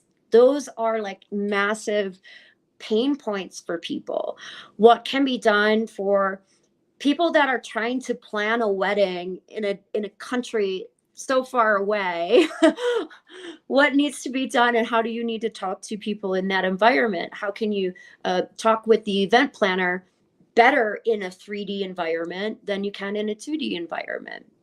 I have so many different ideas, and I'm just hoping that I'm bringing these ideas kind of to light, that really it's what we really need is things that are going to help people. It's not about the tech. It's not about the platform. It's how are we going to help people connect? How are we going to help people learn better? How are we going to help people solve problems? Maybe even save lives. That's kind of where I'm getting at.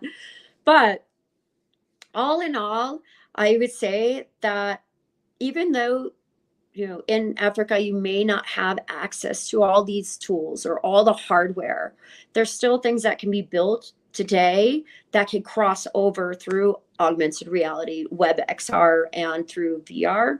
And I'm sure that you guys all know about these wonderful products. But keep in mind that we just need people to connect. How are we going to bring people together with similar aspirations? There are some great community building initiatives, whether that's on Facebook, Facebook groups, whether that is Telegram groups, whether that is Discord groups. There's lots of these different little niche communities. Do they need something in virtual reality? would virtual reality or mixed reality actually elevate their community experience? Those are the types of things that I like to explore, because I think there is something to be said about being in that same space, to be able to bring those ideas together and work together as people. So like I said, again, it's not about the tech. It's really about people. How do we build great products for our people and people around the globe? So I don't know if that's a lot. Do we have any questions? Great. Thank you so much, Cassie, for sharing. I have questions as usual, and Bumi does too. I think I just asked somebody out on a date in VR, and she agreed. So, Oh, so fast, Arome. so I think it's working. Oh, that's So, really beautiful, Cassie. Right. yeah, And you know when you said you got stood up in the metaverse, I'm sending you lots of orgs, right? Yeah. It's not gonna be, as deep as when you have to get stood up when it's physical, right? It's not gonna be as much depth. My question really is, you've had experience dating in the metaverse. So how do you think we can make it feel more natural, right? I don't know, because I'm just considering the oh, you want to make your dates, like you want it to appear all natural, right? You can see this person. You also want to be able to possibly, right, picture this person you're speaking with, right? I'm sure you can't do the old holding of hands and all, but let's know how to make it really feel human and more Mm-hmm. natural. Yeah, that's a really great question. I don't know if anybody had seen the Mark Zuckerberg and Lex Friedman podcast about the Kodak avatars that Meta is building, and those are very realistic. It looks like the avatars look better than the real version. So I would say that would be one of them. But I think that there needs to be experiences that are built that would simulate like a connection and bonding with somebody. One of the ideas that I like thought of, there's this 36 questions that is guaranteed for you to fall in love with somebody. And I thought it would be amazing if somebody made that into a virtual reality experience for dating. Like, I wonder if that would work. So, like you said, it might be funny and cartoony with somebody, but like even when I am looking at somebody in their eye in as their avatar, I really feel like I am speaking to them because the eye tracking is so good.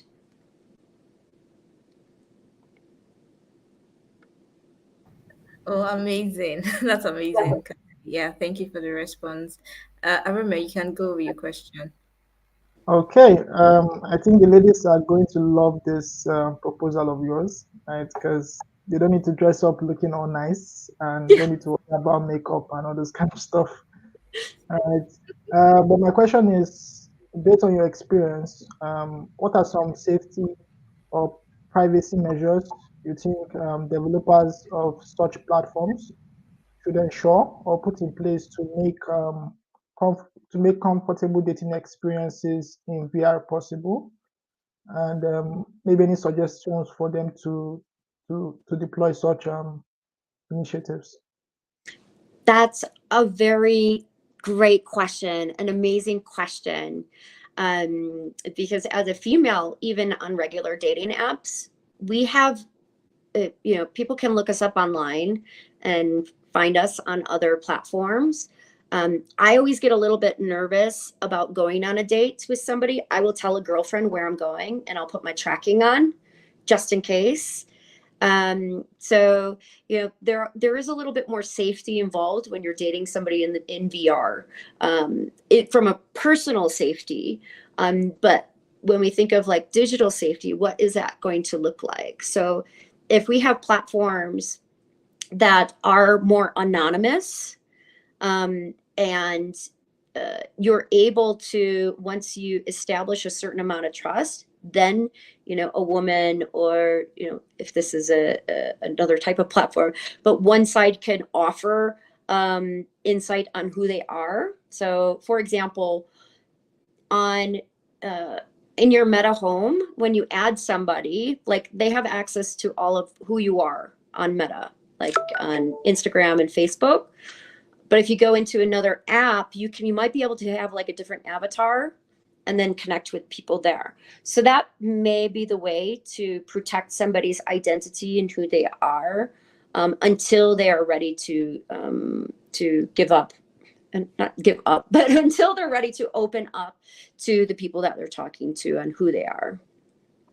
Okay, great. That makes a lot of sense. So my second question is, do you think that there are some cultural or social factors that can influence the adoption or the acceptance of VR dating experiences across certain regions or communities in the world? Yes, I've thought about this quite a bit. I don't know. I don't know if in African cultures there's any arranged marriages that happen. Okay, so this is one that I thought would be really interesting because I have a lot of friends that are in India, and they're even telling me, Casey, can you help me find a girlfriend to marry? I'm like, well, this is like, 21st century sort of arranged marriage where friends try to hook up their friends with people rather than the parents. So I think it's I don't have the answers, but I think the people that are in that culture will be able to figure that out. Once you expose this type of technology to people that they're really like rooted into their culture or their industry, and they start to see what immersive technology can do, they will have the most amazing ideas. They will come up with the solutions. So I think as technologists and people that really love immersive technology, the best thing we can do is to tap into experts in different fields, show them what is possible. Also, like history and cultural experts as well. Be like, what do you think can be done in your space? So that's how I think we can definitely work together and expose other cultures and other geographic areas to this technology. Sure. For example, in Africa, realistically, right, asking a girl out on a date, there's a certain time you have to bring her back home, right? Because she's definitely staying with her parents, and you cannot stay out late with a lady, right?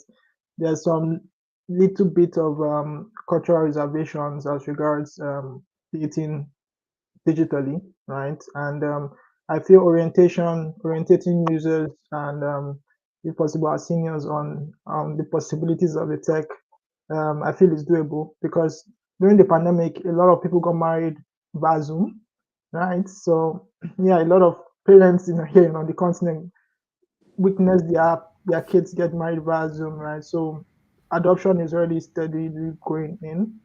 I think that will bring me to my last question, right? So what advice would you give to those who are new to VR dating or virtual dating experiences and are looking to make meaningful connections in the space? I don't have the answer yet. There is no kind of like VR dating group. There is no apps yet. So I would say if you're interested, build it. Build a way for us to meet, because I'm just doing it one by one. But I think you have a very good movement going on, right? Who knows, somebody might reach out to you to build an application out of it, because I will be the first tester. I will test it. Yeah, because the community is there already. We have a lot of people that have access to VR headsets, right? And just like you said, us being on Earth it's an opportunity to also connect, right? And you could talk to somebody in India, you could go on virtual dates with people in the States and still be in your own vicinity, right? So make good connections and relationships in a virtual space. I feel those are some of the impact and benefits of immersive technologies so far. Bumi, do you have any further questions for Cassie? No, I think I'm good, right? I would just love to see the community for those who are interested in this in the metaverse. I think we need to start something around that, right? 'Cause Yes. like all through preparing for this session, right? I've been so looking forward to this session, right? Date me in VR, and I think I would like to see more work around this front, really, in the industry. Yeah. Yeah. Like someone like Arome who already has an headset, right? They should be able to connect with different people from different parts of the world. Cassie as well, myself, I think it's gonna be an interesting thing to really do and possibly build a product from. Yeah. I think we should have a virtual group meetup in VR, right? Yes. I think we should. I think before you go, Cassie, I know you are deep into the immersive tech industry, and one question I always ask when I meet amazing ladies doing this stuff is, um, how do you think we can encourage more ladies to come into the space, right? More women that are interested. I know it's challenging because being a lady, it's already a challenge for most people. Um, what are some avenues or initiatives you feel we need to push forward to have more ladies in immersive technology? Oh, I love this question. Thank you for asking. I think a lot of women, um, they already have the skills from other industries.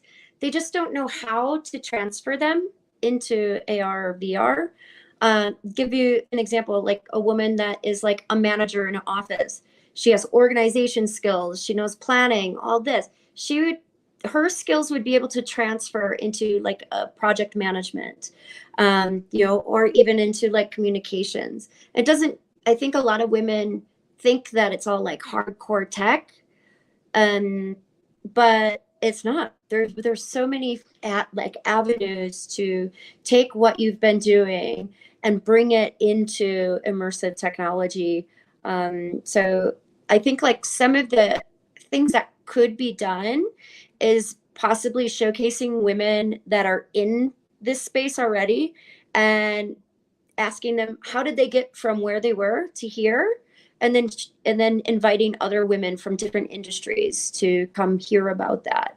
I think that's really important, um, because I come from non-tech background, as well, so coaching gymnastics, and now I work in technology, and we need people from all different life, like all different walks of life, all genders, all sexes, all religions, to have those unique experiences, to bring that voice to the table, and how the technology is going to look like in the future.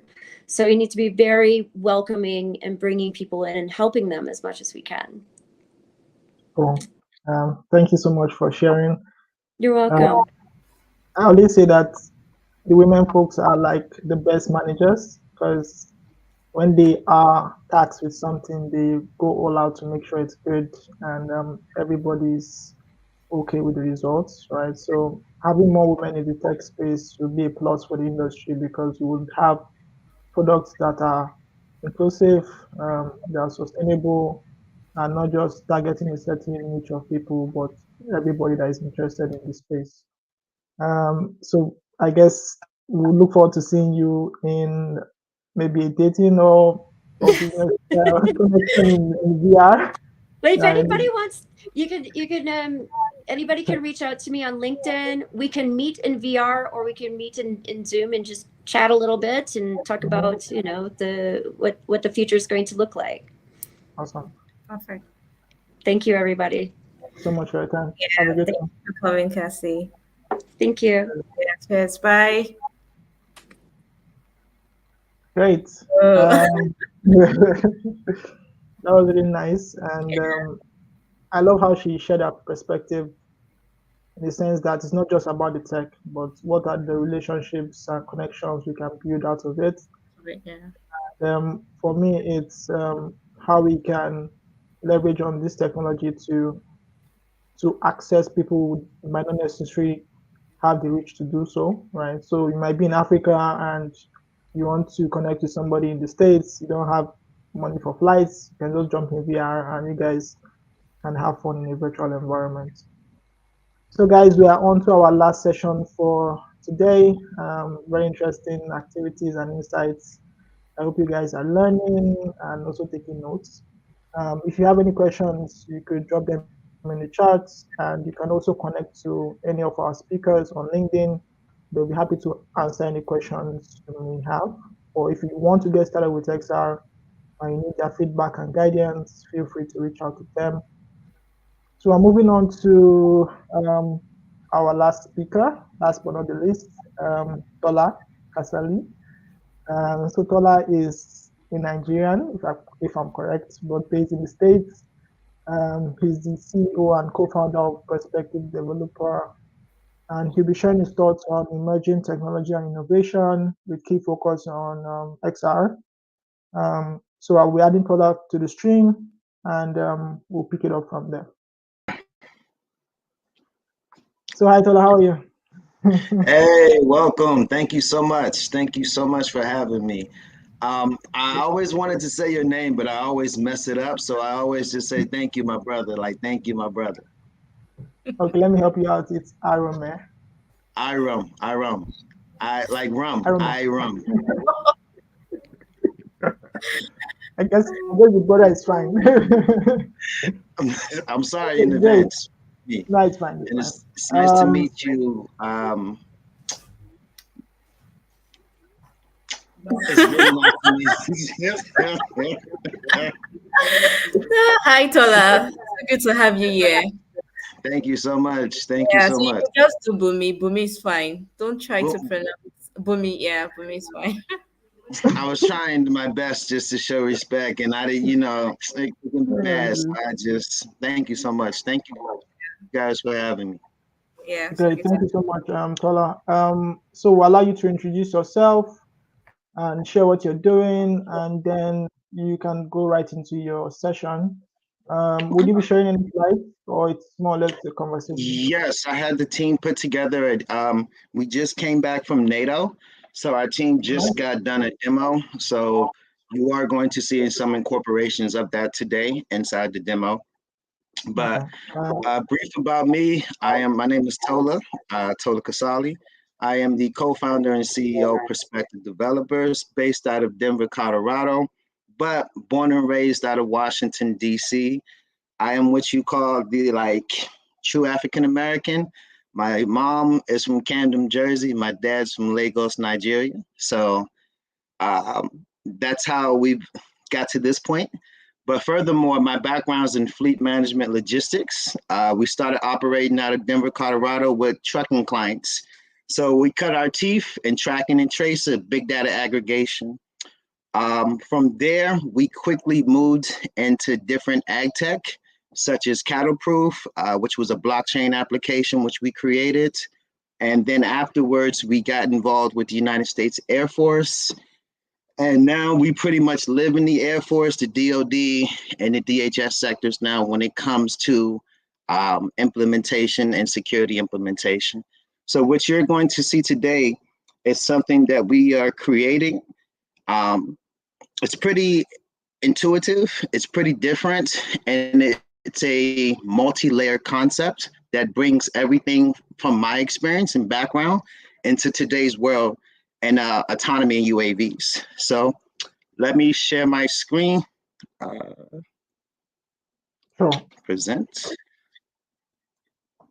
So you have 20 minutes for your session, and when we're done, we'll come back with a couple of questions and also questions from the audience if they have any. Cool. Are you sharing screen now? So as I said, my background's in fleet management logistics. So pretty much we started, you cannot see it. I'm sorry, I did hit the share screen button. Okay, cool. It's coming up.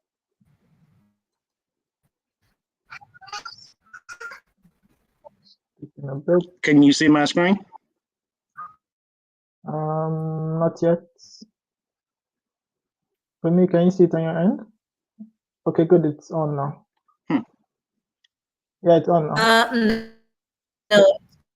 coming up. Okay, that's weird. She said no. Yeah, it's on now. You can Mm-mm. play. I think it's video. Now, yeah. Okay, cool. So here we go. So here we are. You're going to see that we started experimenting with UAVs inside of a virtual mixed reality. So what you see here is that we have 3 UAVs that we're now able to correlate inside of a VR setting. We're not only able to control where these UAVs are going, but we're now able to actually see the location in real time and retrospect into where we are in their environment. So here is a progression. The progression is now we are able to connect and visualize what the drones are appropriation. So what they see, we see. Doesn't matter the zone, distance, as long as we're able to connect and autonomously configure each drone, we're able to connect to each UAV and sensor and find it in the location. This can be 500 yards, 10,000 yards, 20,000 yards. The the material we use, it doesn't matter as far as location wise. Here you see an inline sight. We are locating where we are in retrospect to the real-time environment. We're able to control our entire system operations from just the VR headsets. This includes a multi-layer effect where we also manipulate the hardware. And what you're seeing here is the results of what we're able to build. And so now we're able to have drones or a swarm of drones in the fields. And now we're able to actually change locations, change visions, change operations, where the drones go, what they're doing, what their task. And we're able to track and trace this in real-time location inside of the VR's environment.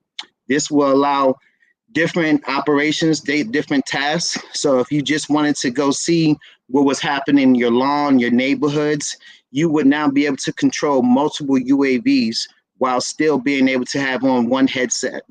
We are working on new features now, such as speech impediment, so there will be no more controllers. We are working to the point where you would just be able to control the entire operations of the drones and UAVs just from the headsets. So we gotten pretty close.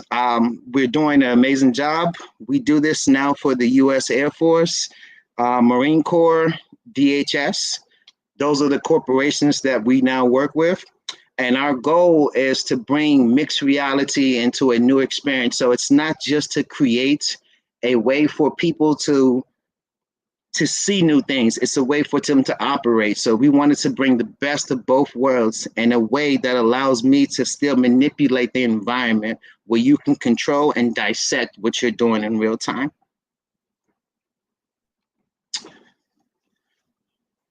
One second.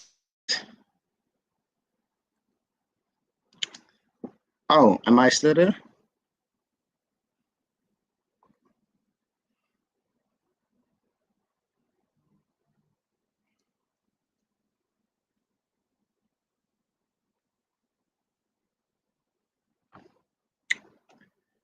Hello?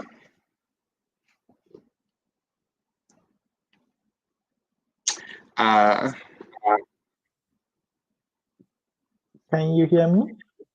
Now I can hear you. I don't know where anybody else went. Sorry about that. I'm not. Yeah, sorry, we were giving you the space to Oh, share okay. your thoughts. Yeah. So I was wondering, right? Your idea is your project basically is it's awesome. My question is, what are some of the long-term benefits of leveraging XR for drone tracking and visualizations? The ability to now have the full immersive experience. That's where we are working towards. It's not just to be able to see what the drones are seeing, but to delegate and take over the complete operation of the drone while still inside of the VR environment. And then the goal is just not to do one, is to do 10. And then if we can do 10, we can do 30, all at the same time. where you can now take over the entire experience and see and delegate amongst a swarm of UAVs. From there, when we first created this with the concept, I had certain ideas, but since then, people have brought in more ideas to me that it only magnifies this even more. So the XR VR, the mixed reality world that we're getting ready to enter is going to be a great sector because this will allow any UAVs to have a complete management visualization system while still being a autonomous entity and a multi-unit faction. Great. My follow-up question basically is, how would you plan to handle connectivity issues in terms of maybe the drone goes through a region whereby the bandwidth or the satellite coverage is quite low, right? How would you manage that? So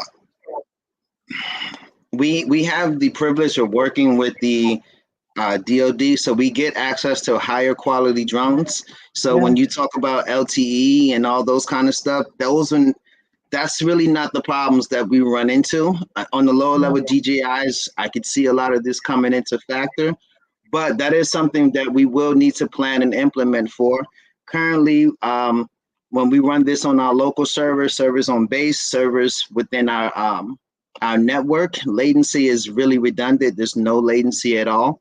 Now, it is true, when we are building this to control multiple UAVs over the IP, there will be some latencies concerns that will arise. Currently, we are coming up with fundamental ways to build a architecting system that allows us to build a robust management system while still creating a efficient system at the same time. The goal is you want to make it as much real time as possible. So when you're over the internet, it's about 1 millisecond. So the goal is, how do we create less than 2 or 3 while still being able to provide security, still able to provide full functionality and quality. So that's where, we have to find that happy medium, and that's what we're currently looking for. Okay. Also, one more question is, I know the application for this tech is already available in defense, right? Do you think your solution might have a possible application in agriculture in terms of climate change tracking and being able to evaluate maybe regions of the world that are going through diverse environmental conditions, right? Do you think those are some possible applications for your project? So when I was telling you earlier where I brought my past experience into this entire operation, I plan on taking this into all my past experience. We want to take this back into Amazon, where because drone logistics is going to become a huge thing. Just not drone logistics, but ag tech. We specialize in tracking and tracing, so now we allow ourselves to even put ourselves in a better position. We're very agnostic when it comes to VR, so it doesn't matter if we work with the new Apple VR, if we work with Meta or HoloLens, which we're currently using now for what we did. So we're very agnostic on that front, but our next goal is to take this back into every industry that we previously worked in outside of the DHS and government, of course. But yeah, there's huge opportunities. There's a hardware play to this, and there's a complete software play. We have the ability to turn any entity into an autonomy entity. We have an in-house shop, full security team, full security implementation. So we do everything from inside. We're vetted. We're part of the Autonomy Prime program for the United States Air Force. We have the ability to take care of pretty much any service needs. And we're creative enough and small enough that we're flexible to shift our operations to meet standards and needs as sees fit.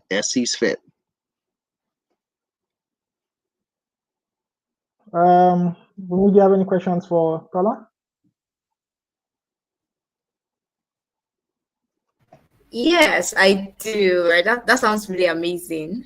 Right, having to control a plane just while you are in another space, right? In a virtual space. That's what we're going to So get my to. question would be like, what were those challenges, right, you faced, right? You encountered while you're trying to even sell the idea, firstly, right? And also when you got into like development, trying to like simulate what controlling a plane is, right? And merging that with the virtual space. So our goal is Yeah, did you we've get been that, able to Tola? on I'm sorry, what did you say? Yeah, I think we got your question for me. Yeah, I was asking if you heard my question. I didn't hear the last Yeah, bit you said. sorry. Can you please repeat that? Okay, I'm there was a sorry. lag. Yeah. Okay, good. Yeah, you can go ahead, Tola. Oh no, I was Okay, I was asking what was the asking last if bit you you heard my said. yeah. So your question was, do we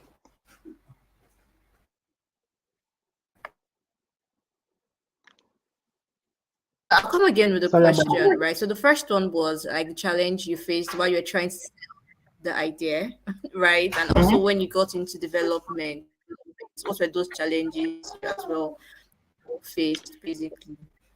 Yeah. from a technical point of view, the biggest challenge was getting people to think outside the box.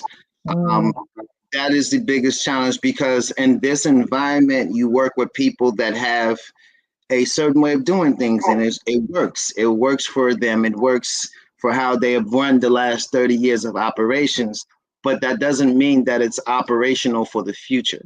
And that's something that's the biggest cognitive lag that I had to deal with. It's not the technology, it's the people.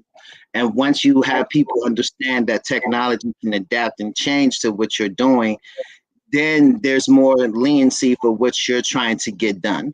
So it's almost like you don't want to sell the idea, but you almost have to tell them what the future is if they want to even partake in the future. And the second question, my biggest challenge, um, the biggest challenge we had, honestly, is not even production. We've done a great job on production team. We've even got a proof of concept and a demo fully complete. The biggest issue is funding. Fundraising has been um, it's been an interesting story. Everyone has their stories, but fundraising has definitely been something where we've had to take on our challenges. I quickly learned that we used to be the big fish in a little pond, and now we are in a whole new ball game.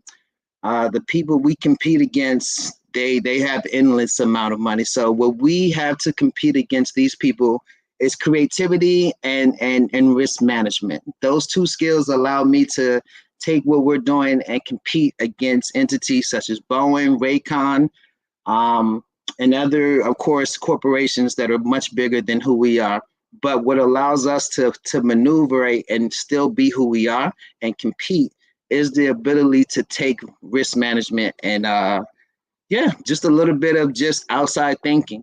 I think the solutions that we're looking to solve have been around for a long time, and one of my biggest things in having a company is always being a problem solver. What problem can I solve? And the biggest problem we saw with UAVs and controlling and unmanned UAVs was the ability to see what they're seeing.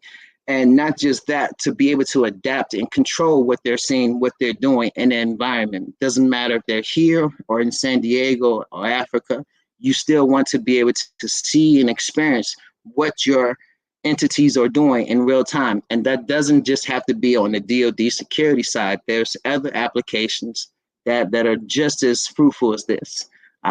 Logistics, ag tech, farming. There's so many applications for this, but the theory behind this is the ability to maneuver and manipulate the environment where we can connect and visualize multiple assets at one given time in real time using one headset. cool. Um, so should I say my last question is, how did you get started with XR? Like, what was your day one in XR? My day one in XR was with one of our partners and bringing this to life. They were a huge opportunity for us. My first experience putting on the goggles was last year at an event, and I saw the opportunities to not just control, but to manipulate, because that's what developers do. At the core of my existence, that's who I am. I'm a developer. We manipulate environments, we manipulate code, we manipulate situations to alter what we want to get given out of that certain task. So I saw the ability to take what we were doing and now bring it into a new retrospect that allows us only to make what we're doing more unique and more capable of what we're trying to get done in the future. So the future is all going to be about small men. You're not going to need to be the big entities of before to accomplish the same size. With the future of AI, the future of VR, we will now be able to take on much heavier accords while still being able to be a much smaller unit. Great. Um, I think that's it for me. I don't know whether Bumi has any questions. For Tola, Well, that's for me.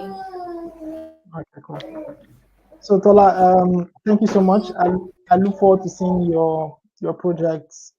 Maybe when you're done with the DoD, having like a commercial version of it for businesses to deploy. And for me, I see a huge application, not just in defense, but like you said, in logistics, in climate change, visualization, and also agriculture, right? So I feel it's just a matter of time we'll be able to sync with devices in air, right? Hopefully an airplane if possible, and No, see. no, no, no. There's some things we can't. Really? Nah, if someone taking over the plane, I ain't getting on the plane no more. No, it's not taking over the plane. Come on, it's just giving you that experience of being in the air, I guess.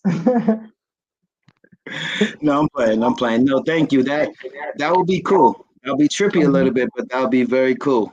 You know, people that already have a fear of heights, you Oh, might yeah, not yeah. suggest that to them to All right, thank you so much, man. I guess what's the best way to reach you in case anybody has any questions? LinkedIn, Tola Kasali, Perspective Developers. You can find us on Instagram, Perspective Developers, as well as perspective.com. Thank you so much for this opportunity, guys. I really appreciate it, man. Thank you so much for coming. Thank you. All right, cheers. Great. I guess that's it Yeah, thank you for for coming. our speakers. And Bumi is having a bit of lag with her network. But before we round up, I would love to share with everybody, right, what is currently going on as regards XR in Africa, and also some amazing projects and experiences, right? To me, technology is not just having a headset; it's about how and what can we create with it, right? And XR has really transformed the way people also learn and the way they engage with content, right? So for us is, what are some of those experiences that we can build? What can we also engage with the tech, right? So at the moment, a couple of key stakeholders in the technology gathered last year, right? That was 2022, to put together a report called the Africa XR Report. And the goal of the initiative is to map out the growth and development of emerging technologies with key focus on XR in Africa. And some of the activities of the report was engaging with stakeholders, creators, developers, and founders to understand their challenges, what are they building, how are they learning with the tech, and what are some key industries that might have the most impact on the technology. And if you have time, you can go to the website and read about the report. It's quite detailed, and you will learn a lot about what is happening as regards XR here in Africa. So in terms of use cases, right, trust me, technology is moving quite fast, and we're already seeing some adoption from key industry players like MTN Nigeria, Netbank in South Africa, and we also have our own custom 3D virtual platform called Africa Rare, right? So we're not just, like I said, buying VR headsets and engaging with it. We are building experiences, and I'm working on projects to engage users on the platform. For example, MTN Nigeria recently launched their MTN Yellowverse to engage with some of their customers and clients as regards any issues they may have regarding their services.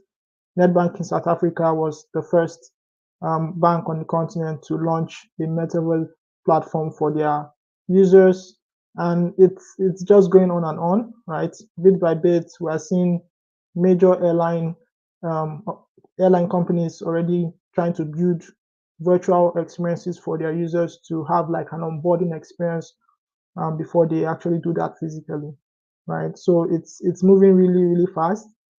And in terms of impact, I'm glad to see that we have startups, companies, and initiatives that are already leveraging the technology. For example, we have Sisanda Tech.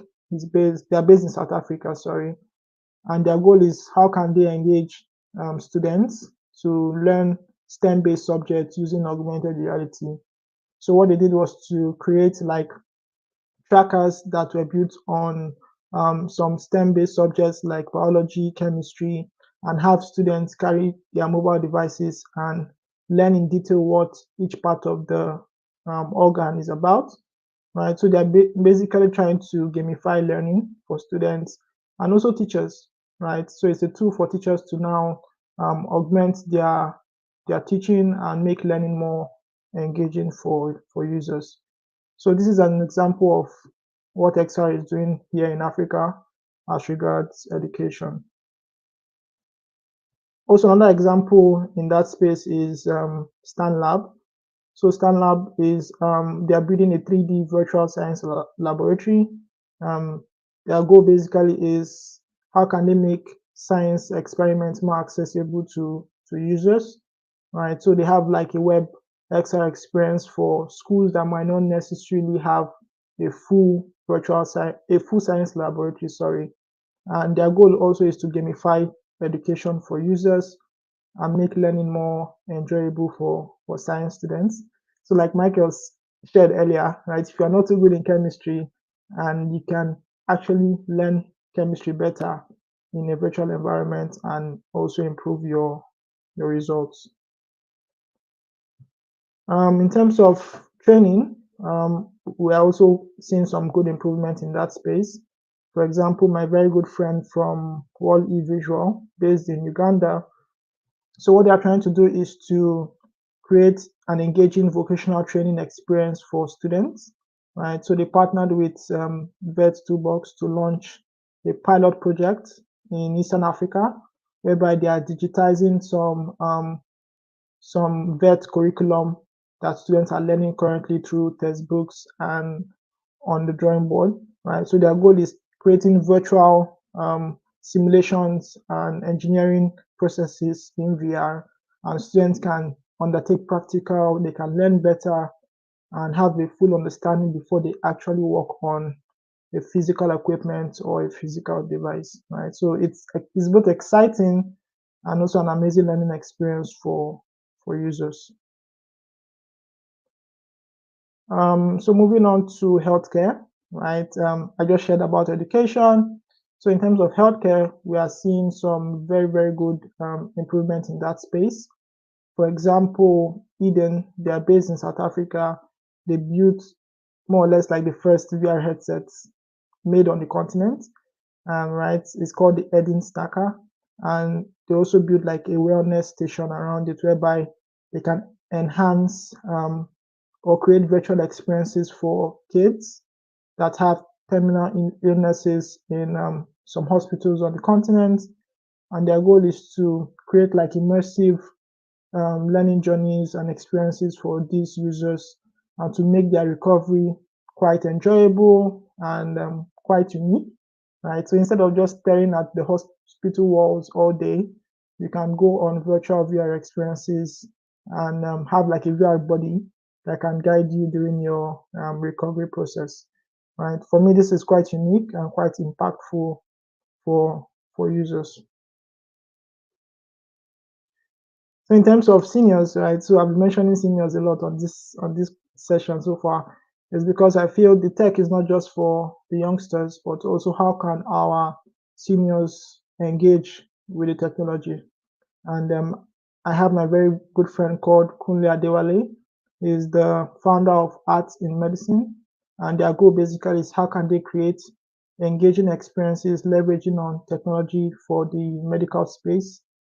And he launched a very unique initiative whereby they are trying to engage seniors in adult home, right, to relieve some of their experiences using VR.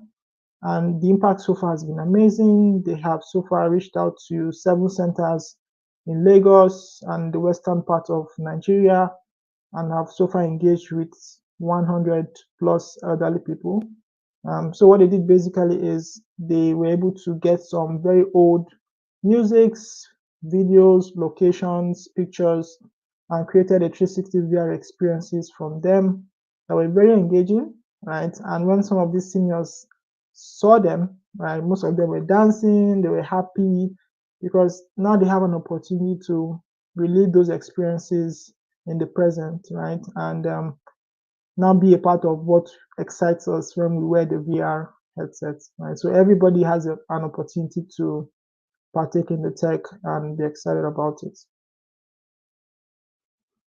And the last impact or use cases I'll share for you guys, it's a space I'm also very passionate about is art and culture. For me, it's how can we use this technology to digitize our heritage, to create lasting impressions for our future generations to be a part of. And my very good friend Daniel from Guzo Technologies, based in Ethiopia, they partnered with a local tourism commission to create and digitize their local culture called the futuristic Oromia XR experience.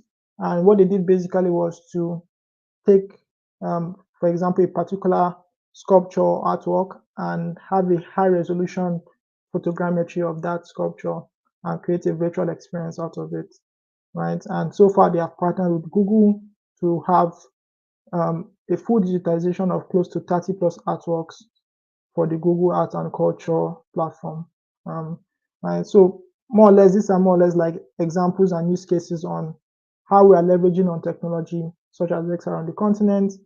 And for us, like I said, it's not just buying VR headsets or going on the App Store and buying games.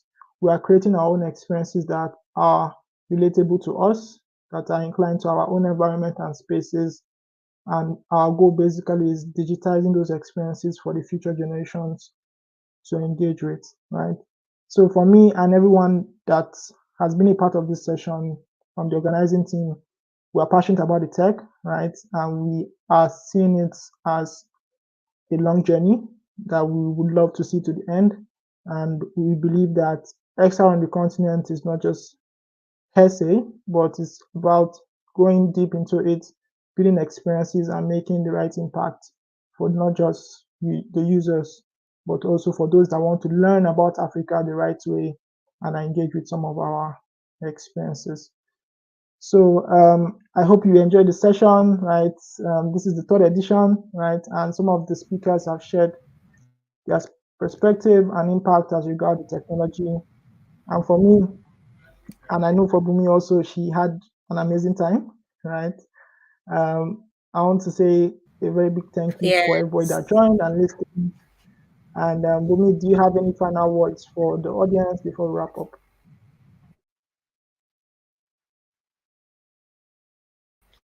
Yeah, for me, it's been an amazing time, right? From Michael to Tola to Cassie, right? Then what's the other? The first speaker.